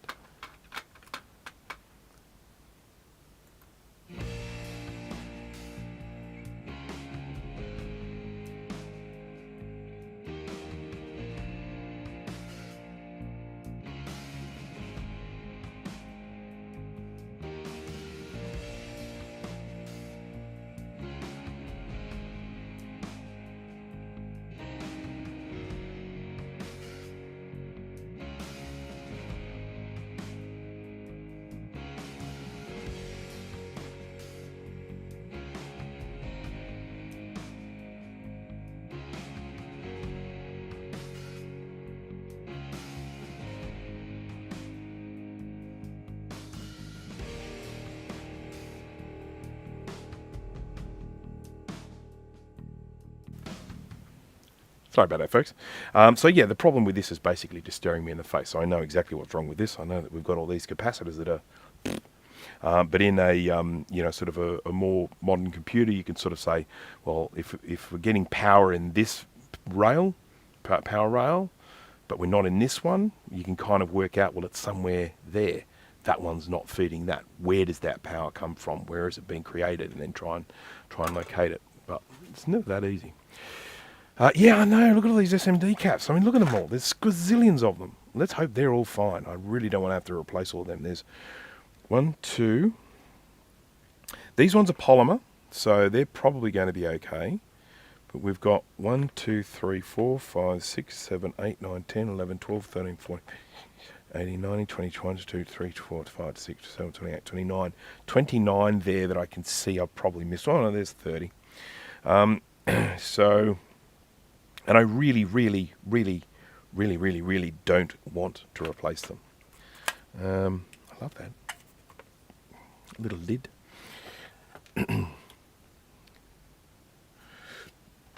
And then we've got all this fun and games under here as well. Sorry, I just bumped the microphone. That can't have been good. There's our little... I'll give him a bit of a clean, shall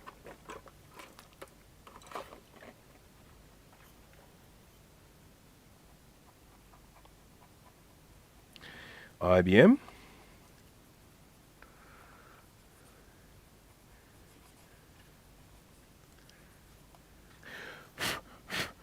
Made in Canada, huh?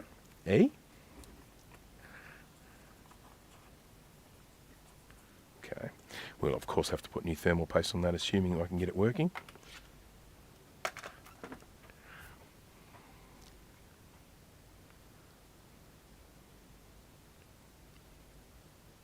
I don't know of any electronics goodies bags. Really don't.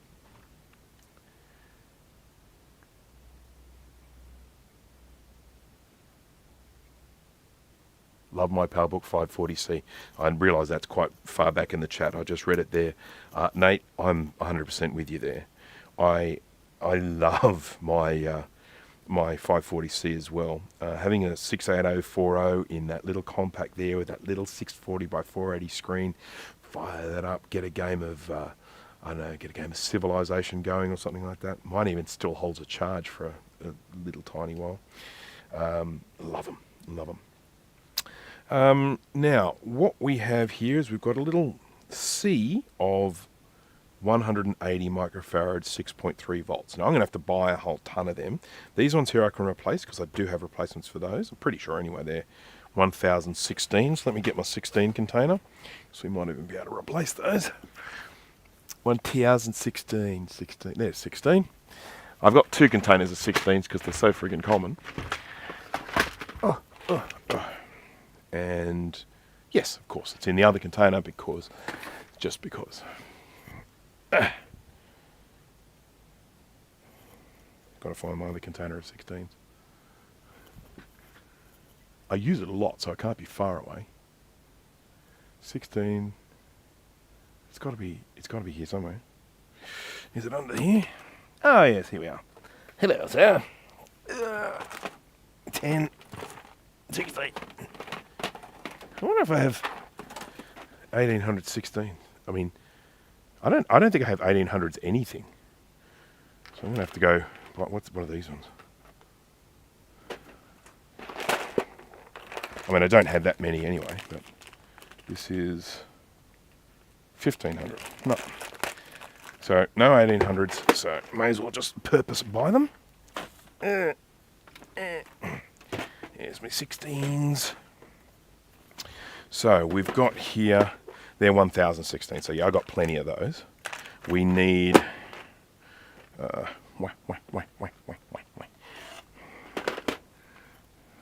there.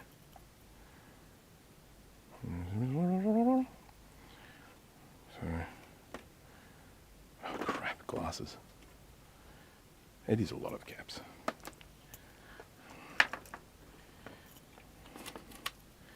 One, 2, 3, 4, 5, 6, and that's an 1800.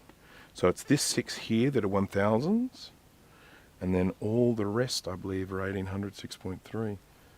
It's like this, they've just scattered these 1800 6.3s all over the joint. And 6.3, because there's there, and there. So they're definitely scattered. None of the surface mount electrolytics look like they have compromised their seals, so that's good. Suppose I should change the ones that I can actually replace, eh? Yeah. So let's recap guide. Not for this one though. I mean, I probably should I make one? I don't know. I really don't want to have, I particularly don't want to have to go and put little dots on all of these surface mounts. That'd take me fucking ages.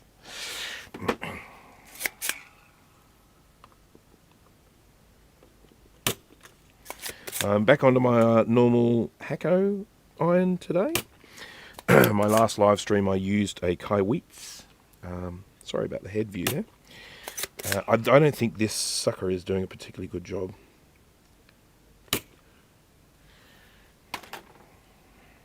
At all. This is very different to recapping like an old power supply where you have great big holes for the oh, bucket.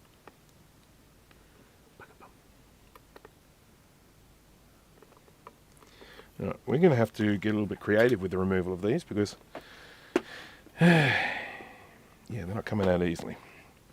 So I'm now going to hit this with hot air from this side so that I can potentially melt both of them, and then I'll just pluck it out from the other side. I think that's going to be the easiest way to do it. No machine, no, not for this. The machine works in certain circumstances, and looking at this I can tell you it's not going to work with these at all. The machine needs air, space for when it sucks. The solder comes out and air takes its place. If the size of the hole is really close to the size of the pin, so there's not much space around either side, the machine just doesn't work. Maybe a better, more expensive one might, but my crappy one doesn't. This board is just sucking up so much heat, which is not surprising. It's more modern than the vintage ones I work on. But hopefully as I get this board warm it will make the other ones a little bit easier because there'll already be some residual heat there.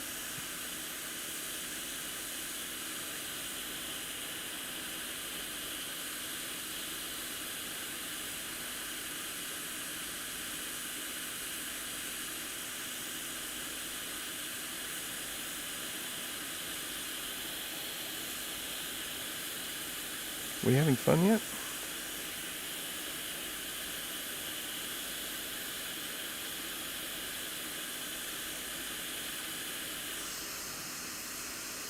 Oh, desoldering needles. Yeah, I got those. I'm not sure that there's a small enough one for this. The smallest one is quite large. Well, the cap's getting freaking hot. Is it glued on or something? Ow. Everything seems to be getting hot but the freaking solder. This isn't fun.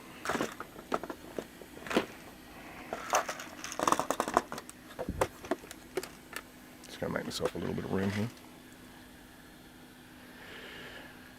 Okay.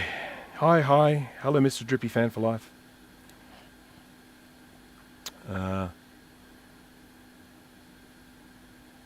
The fact that it was starting to, what do you call it? The cap was actually starting to get so hot that I couldn't touch it.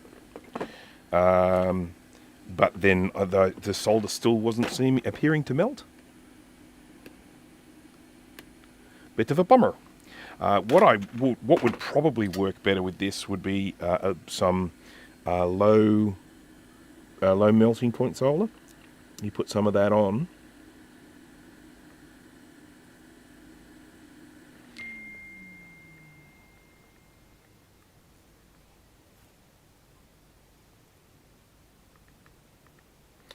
I'm just adding a little bit more of this leaded solder, which is lower temperature than the unleaded solder that they've used on this. And I'm hoping that might actually give a little bit more surface area for the heat to get to. And then I might be able to get that melting easier. Hi Bruce from Tassie. S. Jones, are you saying you're from Tassie? Are you from Tassie? That's cool. How's the weather down there? It's always a little bit cooler down there than it is up here. But Tassie is an absolutely beautiful part of this country.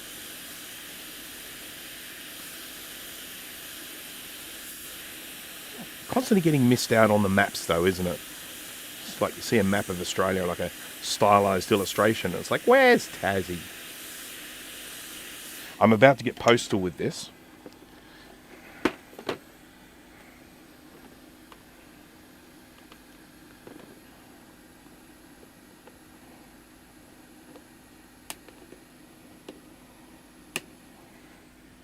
Ta-da! Let's hope we don't have to go through that for every single one. But I'm now going to just pop into this here and see if I can get the remaining bit of pin out. Fred, hello there. Nice weather today, but cool. Let's go to the scope view. And let's see what we can do here. It's all copper. Great big ground plane going on here.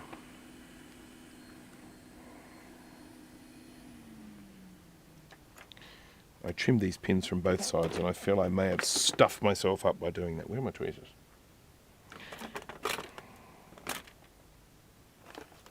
Here we are. Here are my tweezers.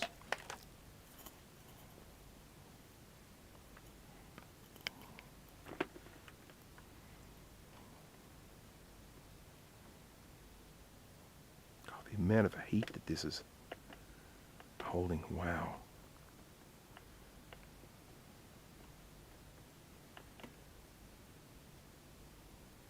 It's extraordinary.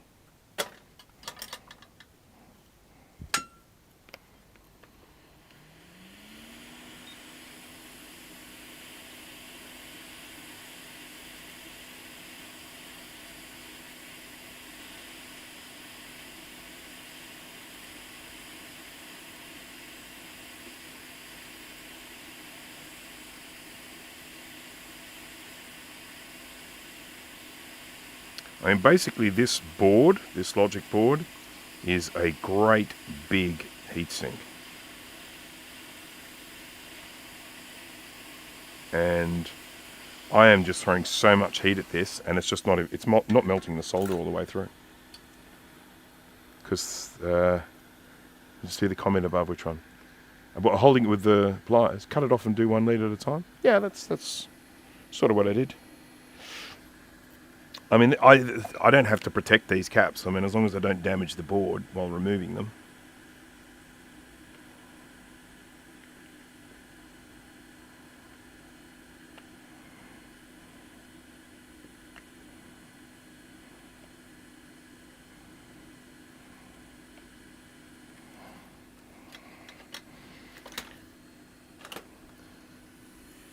Recap a G5, he said. It'll be easy, he said.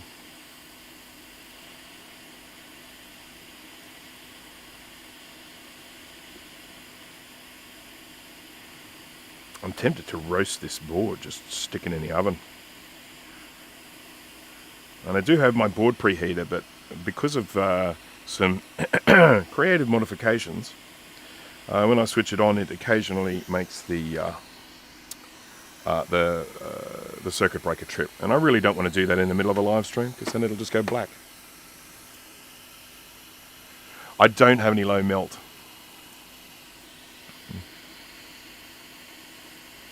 Yeah, soldering gun, just not going to do it for this.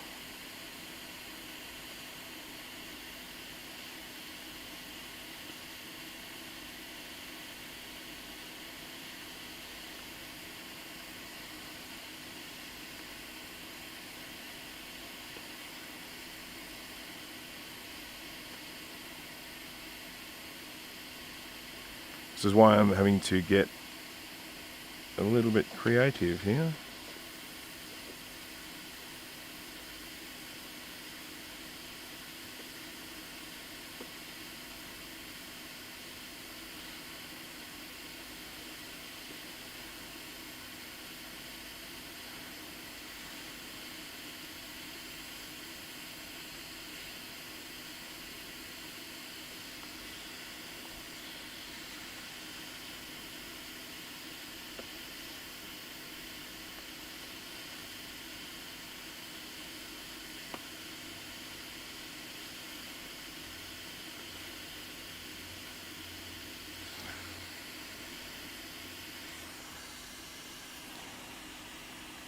This is a nightmare.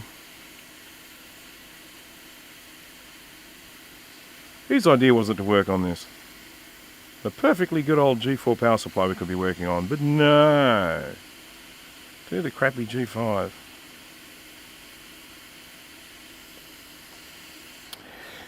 Let's try it from the other side.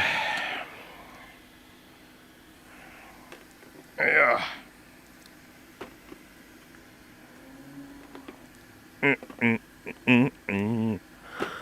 Ba, ba, ba, ba, ba, ba.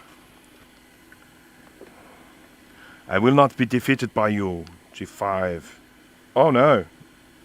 When I pushed that down, I actually lifted off the bottom of the pad. Or is it just solder? I don't know, I think it's just solder. I don't think there's a bit of pad in there. There might be. I got it out! Yeah, hey! Well, is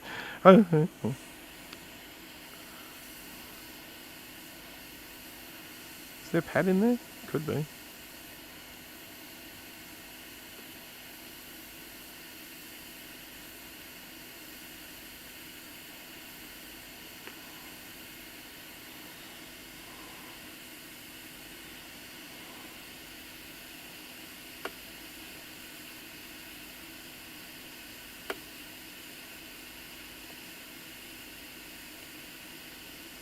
You literally need to like heat this board from both sides.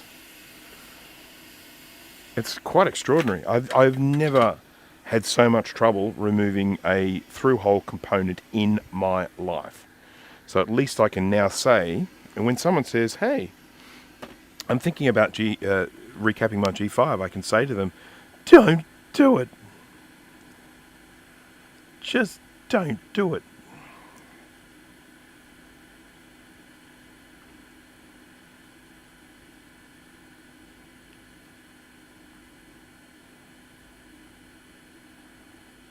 Okay, now we'll see if we can get that out the other side. I'll then push the new cap in.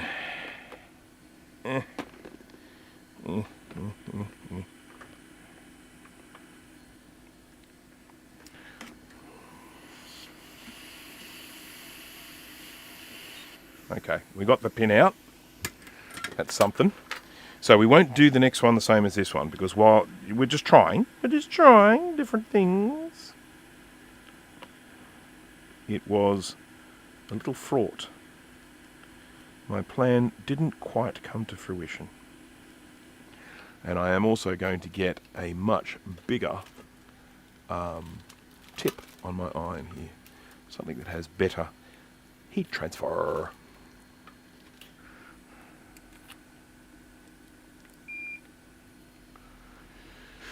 Flux here. Flux is probably not a bad idea, Joe, you know?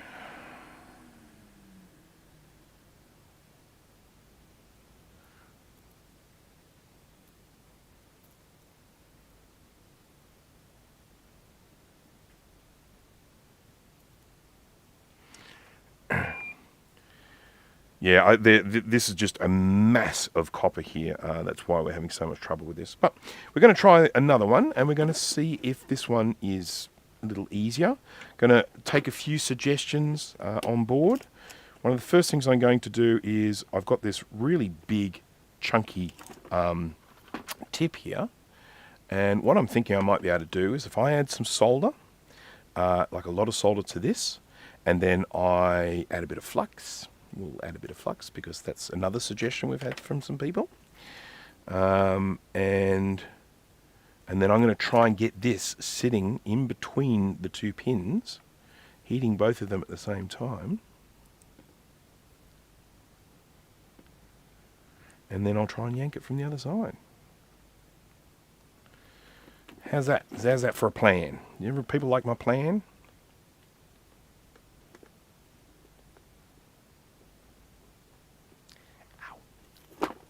It worked. Look. It worked. It's bloody hot though. It hurt my finger. I wonder if I can do it without all the extra solder. Ow. Oh wow, it's getting hot quick. Oh man, this is... That's gold. Look at it. Just save time. Time save.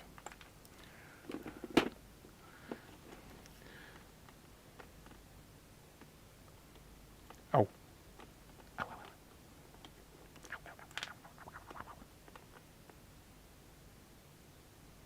It's amazing how fast they get hot.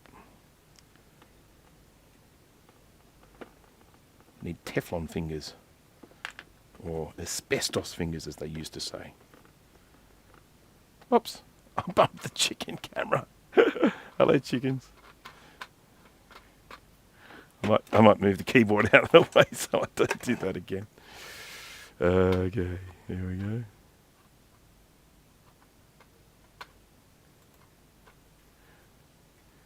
Do you have soldering tweezers? No, I don't. And I'll tell you there's a story behind that, but I promise it'll be short and not boring. This model of Hakko soldering iron that I have is not compatible with the Hakko soldering tweezers. Now, the ironic thing about that is that the cheaper version, the cheaper model, the FX8 something or other, it does work with their solder tweezers, but this one doesn't. And I had a bit of a go at them about that. But you either have to buy their cheaper one for the solder tweezers or their really expensive one for the solder tweezers. So, all right, so let's see if we can get the solder out of these holes. Just able to do my first reball of a BGA IC. Now time to solder and see if it worked. Oh, well done. But can I tell you, that is that has got to be one of the most rewarding things you can do in electronics and soldering, is to reball a BGA and solder it on and then have it work afterwards. The sense of accomplishment that you get when you get that done is out there. Did you use solder paste or did you use solder balls? Because you can actually buy containers of different sized solder balls. And I'm just curious, when you reballed it, did you just use a stencil and some paste, or did you drop in actual balls into each?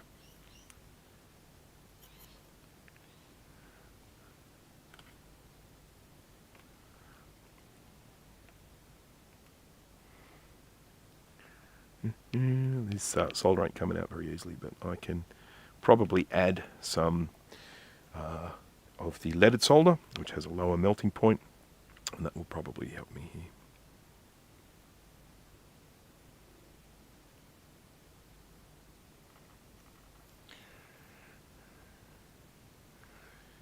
Solder paste and solder balls manually because I missed 16 balls or something. Okay, fair enough. How many pins was the BGA, just out of curiosity?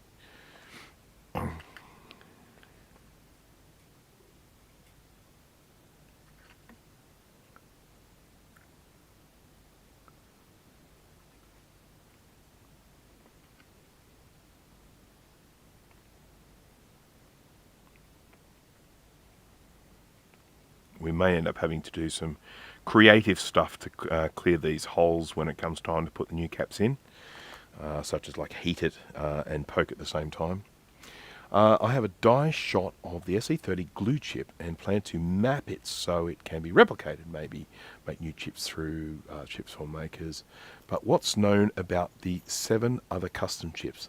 I am not the person to ask. You know who you want to speak to about that? Someone like probably Bowl. He did the board. He is a regular visitor to TinkerDifferent, so if you jump onto TinkerDifferent and hunt for one of his posts, you might be able to ask that, or just create a post in there asking that question, and I am pretty sure that the right person, people will be able to tell you. So yeah, I'm afraid I'm not the person to ask that because I'm just a lowly web developer. That's just I'm Clueless web developer is me.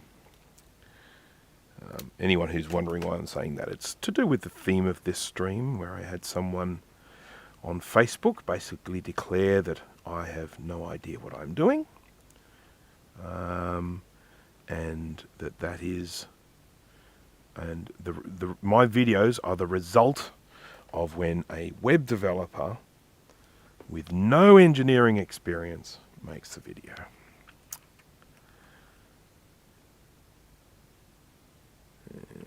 Oh, God. Some of these are just easy. Some of them are a nightmare. I guess it's to do with how much copper there is. So we've got 1, 2, 3 and a bit, 2 and a bit. Yeah, cool.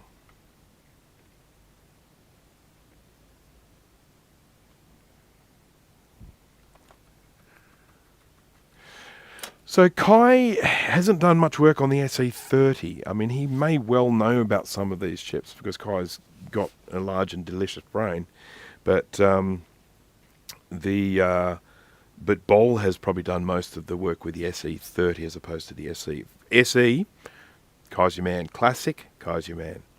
SE30, Bol's probably more likely to be the person to speak to.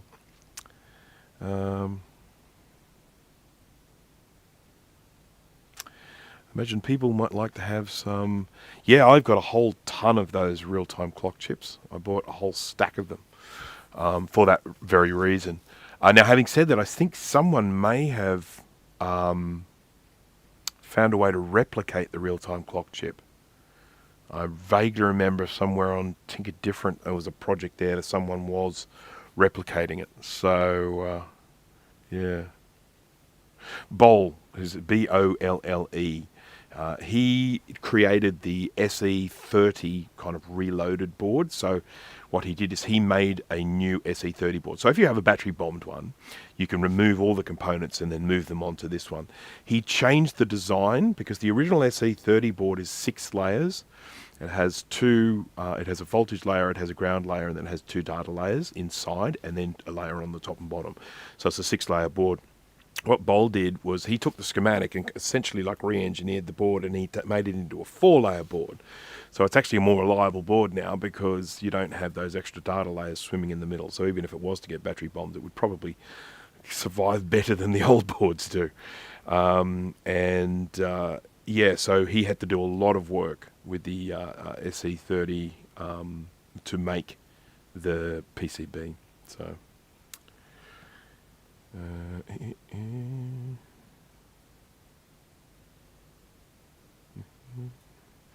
How do you check if solder balls are applied correctly? Any tips for cheap?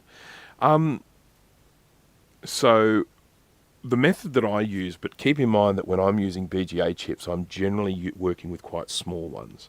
I've never done any of those really big, massive ones. If you're buying a BGA chip, I think you can actually buy them with balls. So if you're buying a new one, I think you can actually buy them with balls, and then you save yourself the hassle of actually having to put any balls on them at all.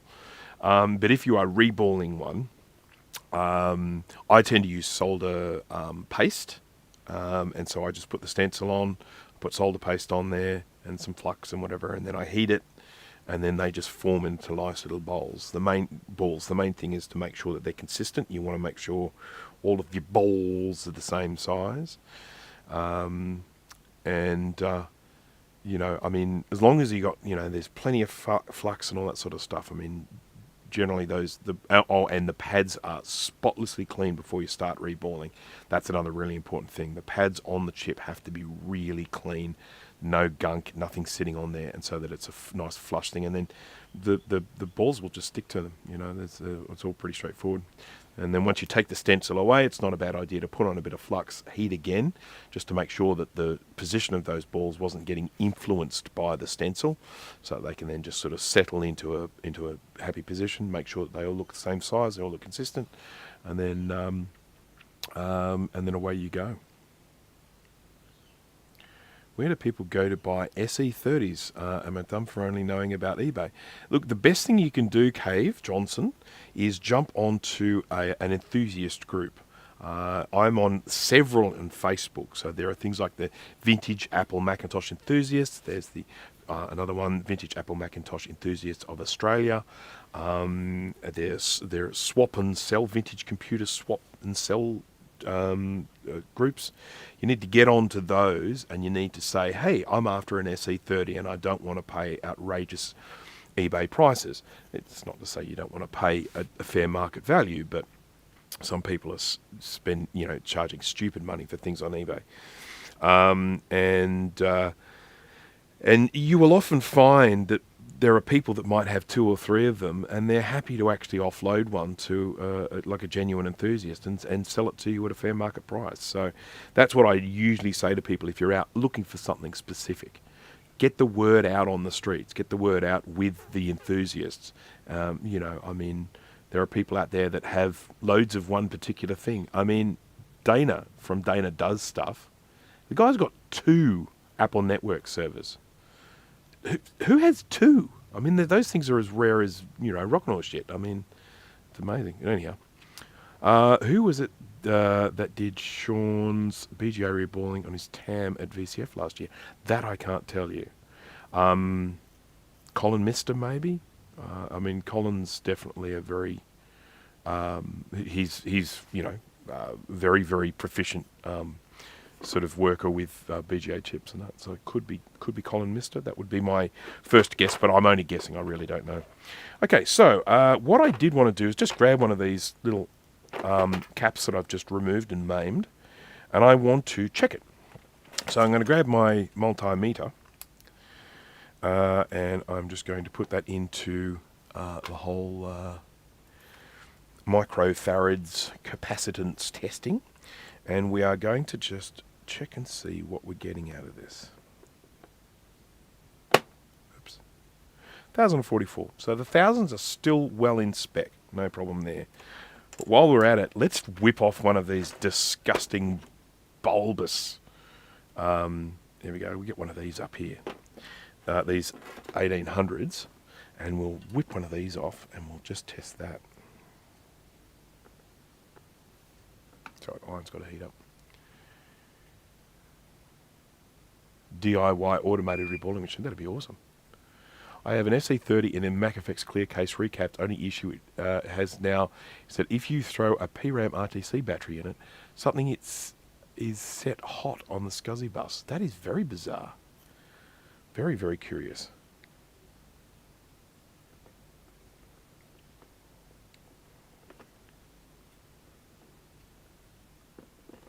This is so close to coming out.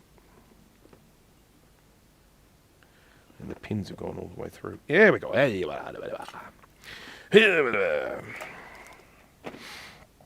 So this is one of these 1800 6.3 volt capacitors that is actually giving us a pretty decent sized warning that it's not working well anymore because it has popped out at the top.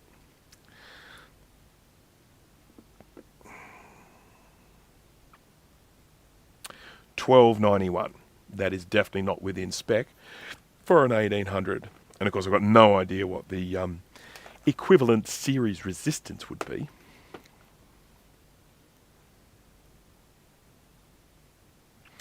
Reasonably priced and a lot more fun to make one from scratch. Well, fun, yes, definitely. But you are going to definitely have trouble sourcing some of those chips. You'll need to definitely, I think, get hold of one that's been battery damaged or something like that.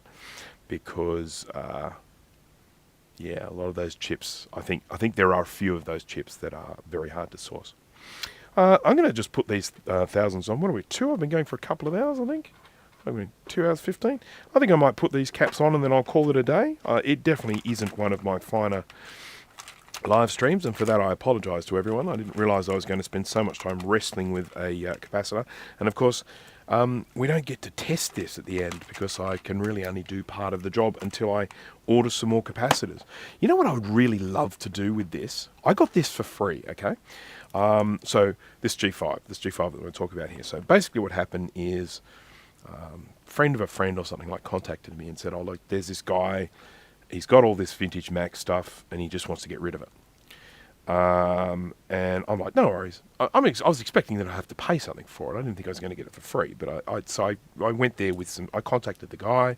He said, yeah, I've got this. You know, he showed a photo of what he had, and there was one thing there I wanted specifically, and that was one of the original G4 towers, and it was one of the, it's not original actually, I think it's one of the second generation ones, and it was dual 450 megahertz, and I really wanted one of those in my collection. I didn't have a dual G4, the ones in the dark grey, not the later ones like the Quicksilver or the Mirror Drive door, the original sort of dark grey ones, dark grey towers, and you had a G4 dual 450, and I wanted that.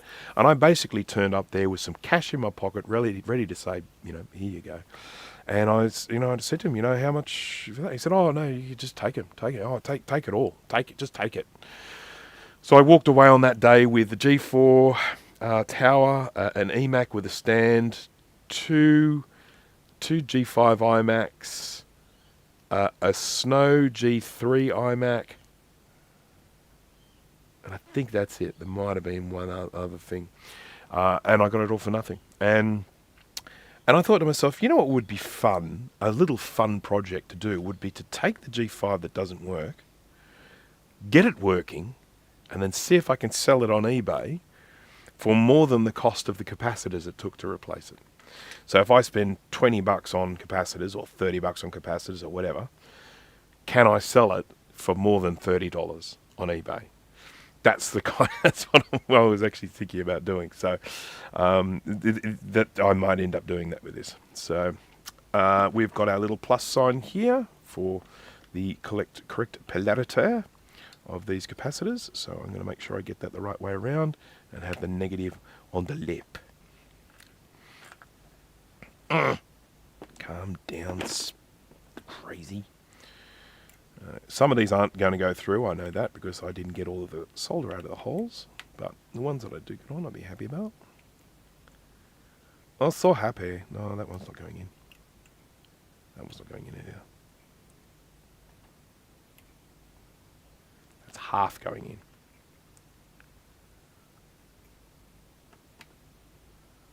That's also half going in. Alright, so we're going to have to get... I'll solder these ones in that I've got, and then we'll get creative with the others. Might just sell it for more than the cost of the capacitors.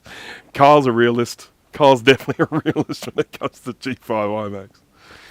They're not... They just haven't become collectible like some of the other ones have. You know. And it's a shame because they're an iconic design. I know the design carried on to other models, but they were the first to have that white case design, and I feel like they were kind of good. Bless you. My wife just sneezed.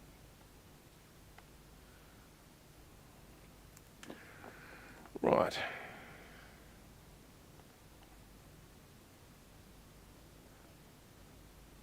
I'm replacing these with known good quality capacitors. So the hope is that these will never need to be replaced again, because by the time these capacitors fail, I suspect no one will want to spend any time on using, repairing, or anything like that. I can't see. I'm going to have to change my glasses.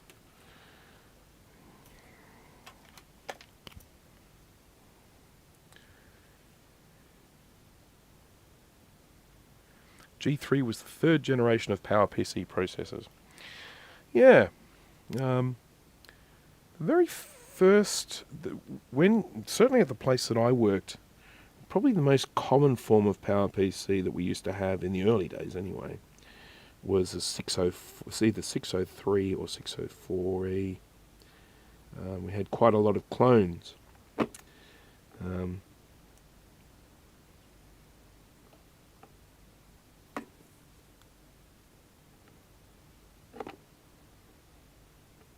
That's extraordinary. I mean, it feels like I'm getting no heat out of my eye when I'm working with these.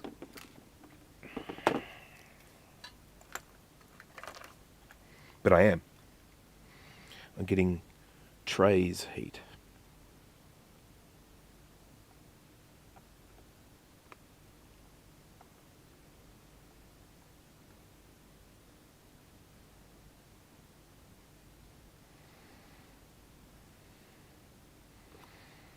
It's amazing.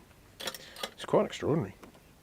I've never had strife like this.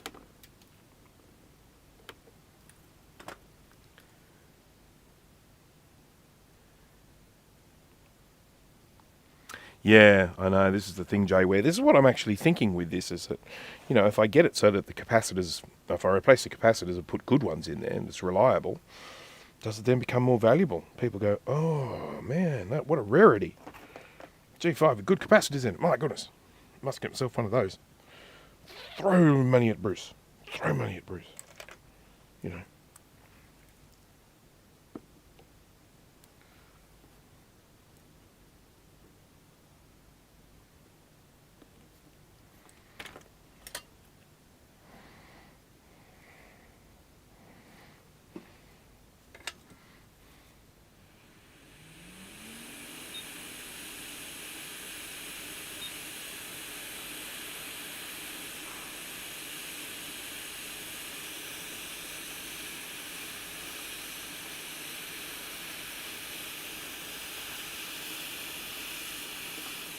It's quite extraordinary.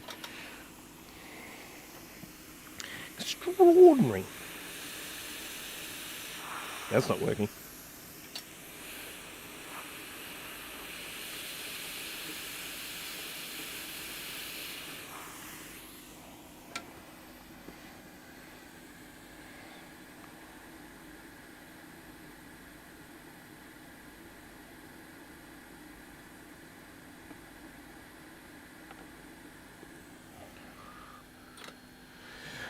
Jay Honeycutt, have a good evening. Catch up on the next live stream if we can. Thank you very much. The 601, the place that I worked, I don't know that we ever had any 601s. We might have had some that we upgraded from Motorola, because you could upgrade some models, and we might have ended up upgrading some of those to PowerPC in the early days. But we didn't do a big spend, a big sort of hardware spend, I think, until the clones came out. We bought a whole stack of, PowerPC, power computing mainly.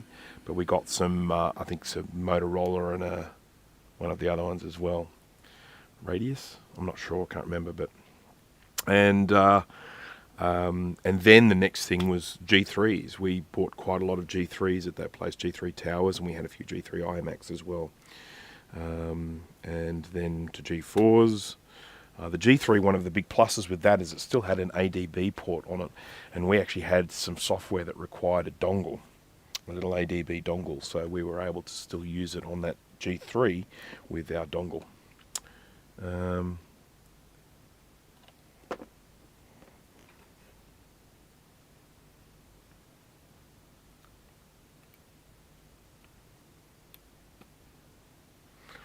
we go. Another one.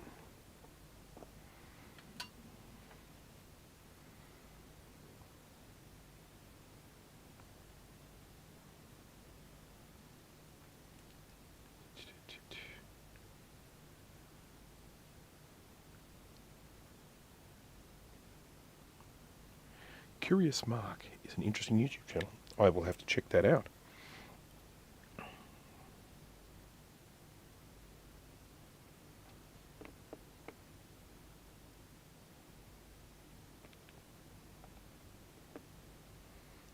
Curious Mark, help me to get this freaking thing hot.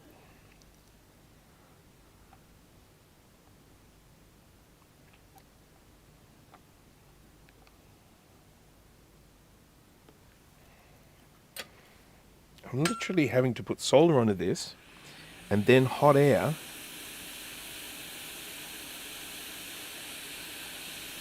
to get the solder to stick to the pad. Only on one side, not just on the ground side.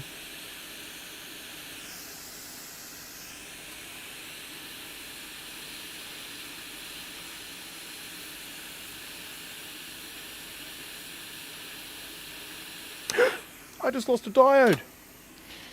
I just blew a diode off the board. It's going to be fun finding that. Just went that way. That way. I mean, I've got replacements, and I imagine these are all the same. B2N, B2N. But I would like to find the original if at all possible.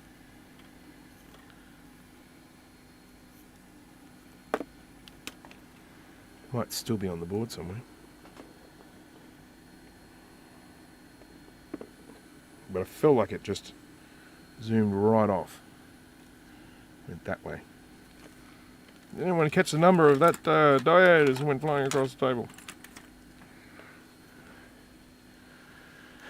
I do have a lot of reference boards to look at. Where do I put all my spare diodes? Don't answer that. That is a rhetorical question. I think I did end up putting them into one of these containers. I just have to find it.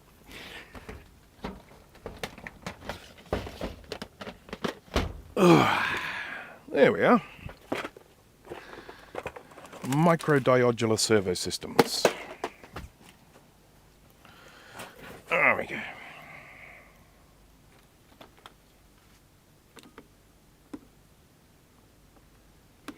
Imagine I replace all these capacitors. How long do you reckon that's going to take me? A day? day and a half. Imagine I do all that and then it still doesn't work. Wouldn't you just pay to see the look on my face? B2N.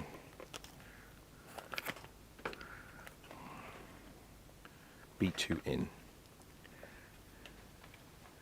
I love answering rhetorical questions. Yes, that's right. B2N diode. Let's do a search for that. B2N diode. B2N diode. Starter sheet. Oh God, I hate these data sheet websites.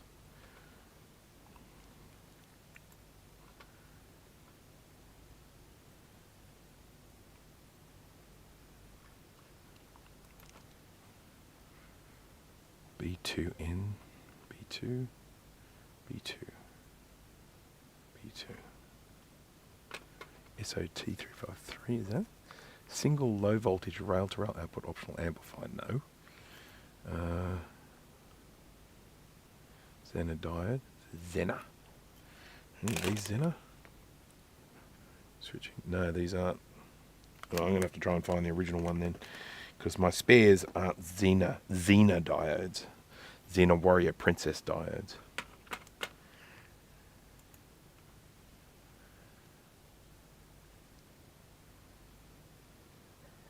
Actually, the flare cam would have been a really good idea because it would have still been hot.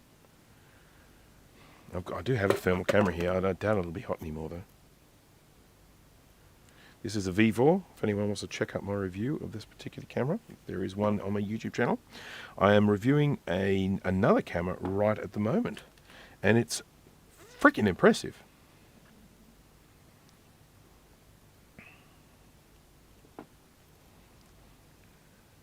Do I ever do retro brighting? No, I don't. I just don't really care for it.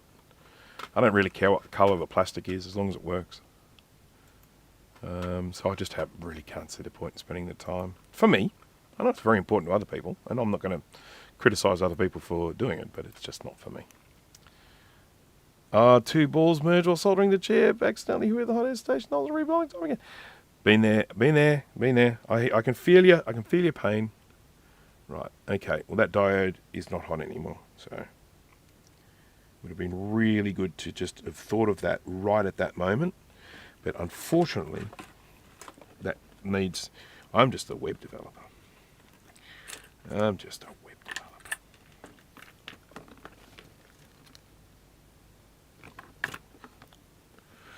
Boo, boo, boo, boo.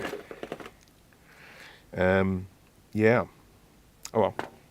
It's not the end of the world. I mean, the component is here somewhere with a decent... Oh, found it.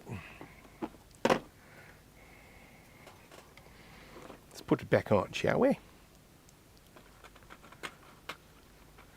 And I think at the end of that, I'm going to call it a day because I am absolutely sick of working on this particular computer. I mean, sick to death of it. I want to throw it in the bin. I'm glad it's not a customer's board. If I do ever get a customer come to me and say, can you recap a G5 iMac for me, I'm going to just very politely say, no!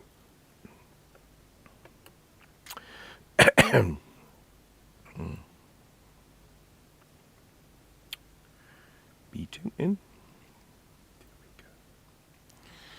Get a little bit of flux and a little bit of solder.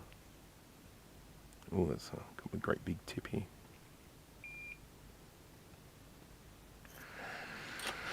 And here's my little bit of flux. Then I get my... Actually, I'll put a lot of flux around here, I think. Get some of these back into the right place. And then I get a pair of tweezers. I'm doing the Steve thing, I'm singing. Ain't nobody got time for that.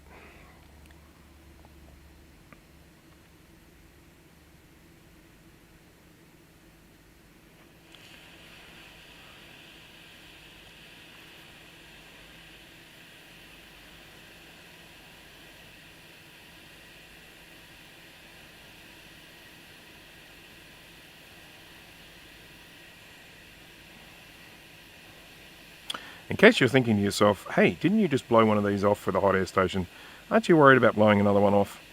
I've dropped the air speed. I've dropped the airflow speed on the hot air station. So I am reducing the chances of it going bye-bye.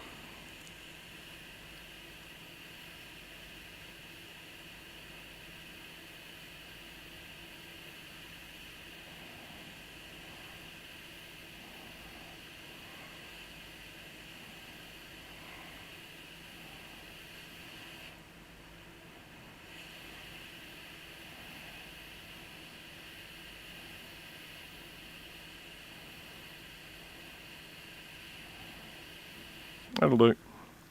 It's on. It's dioding.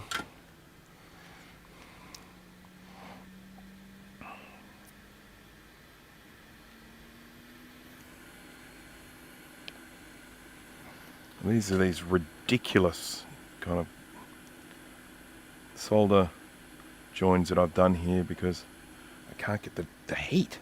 Just can't get the heat. And my iron is at 420 degrees C at the moment.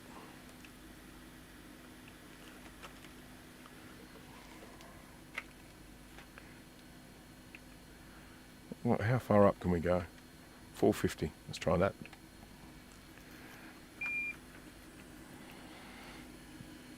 No, I said I was going to stop, and I'm still going. Why? Why?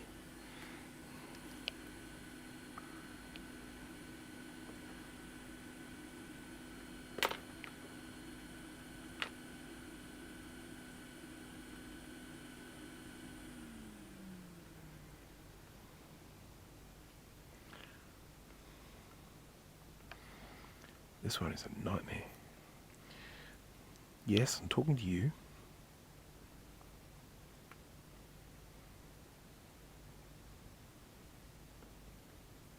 It just doesn't get hot. There we go. That'll do.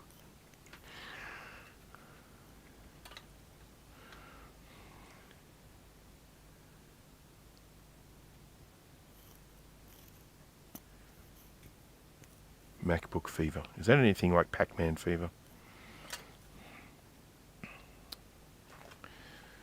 Got a pocket full of quarters and I'm heading to the arcade.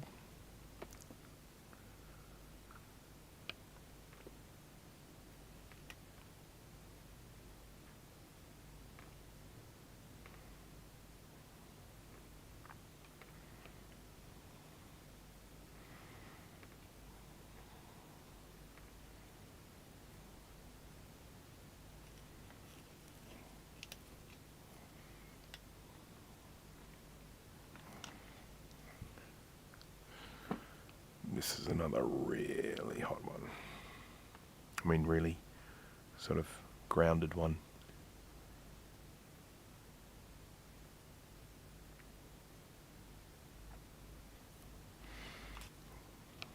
You're going to waste so much solder wick on this one.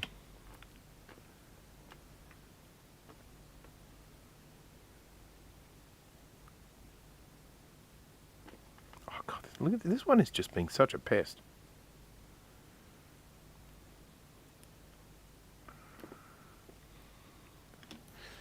Right, so this one is going to have to be a poke it in while it's hot sort of arrangement jobby type thing.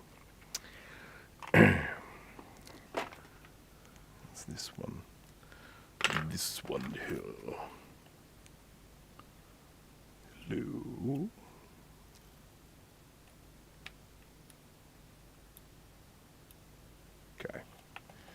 Right, so let's see if this works. If I hold that there, like that, and then I apply some heat,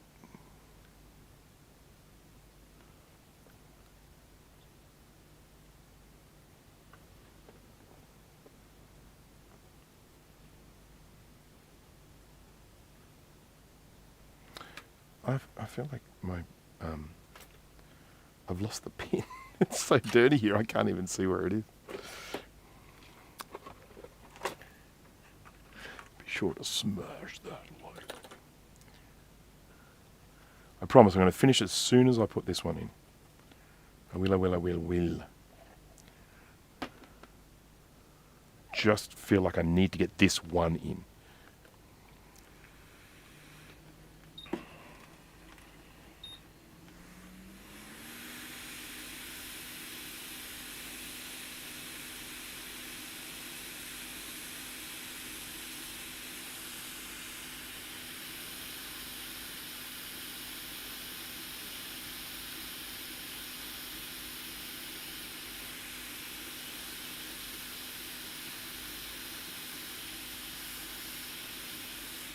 Need more solder in there.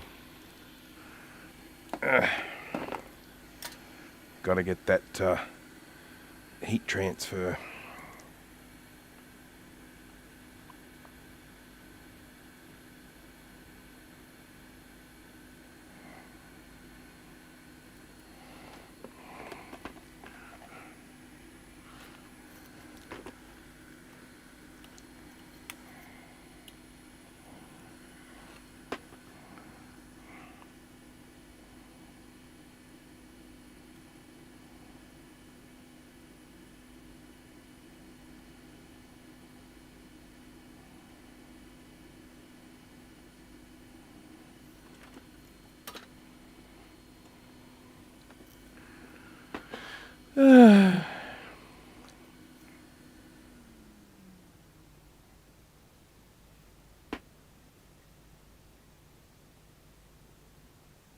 No white stripe. How do you know the polarity of the new installation?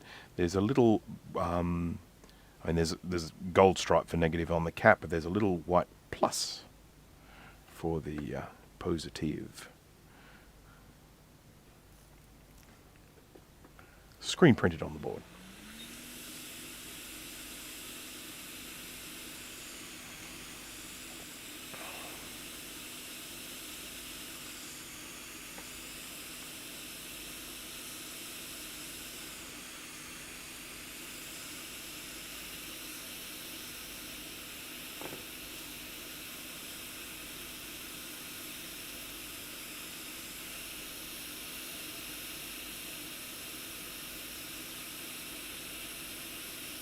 I really should have changed camera view, shouldn't I? So that you're not staring at the microscope view anymore.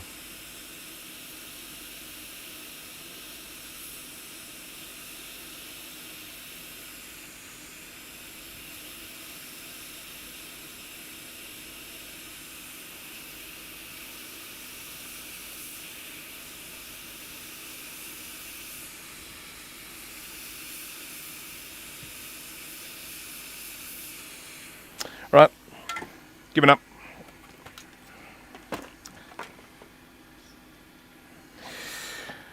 Had enough.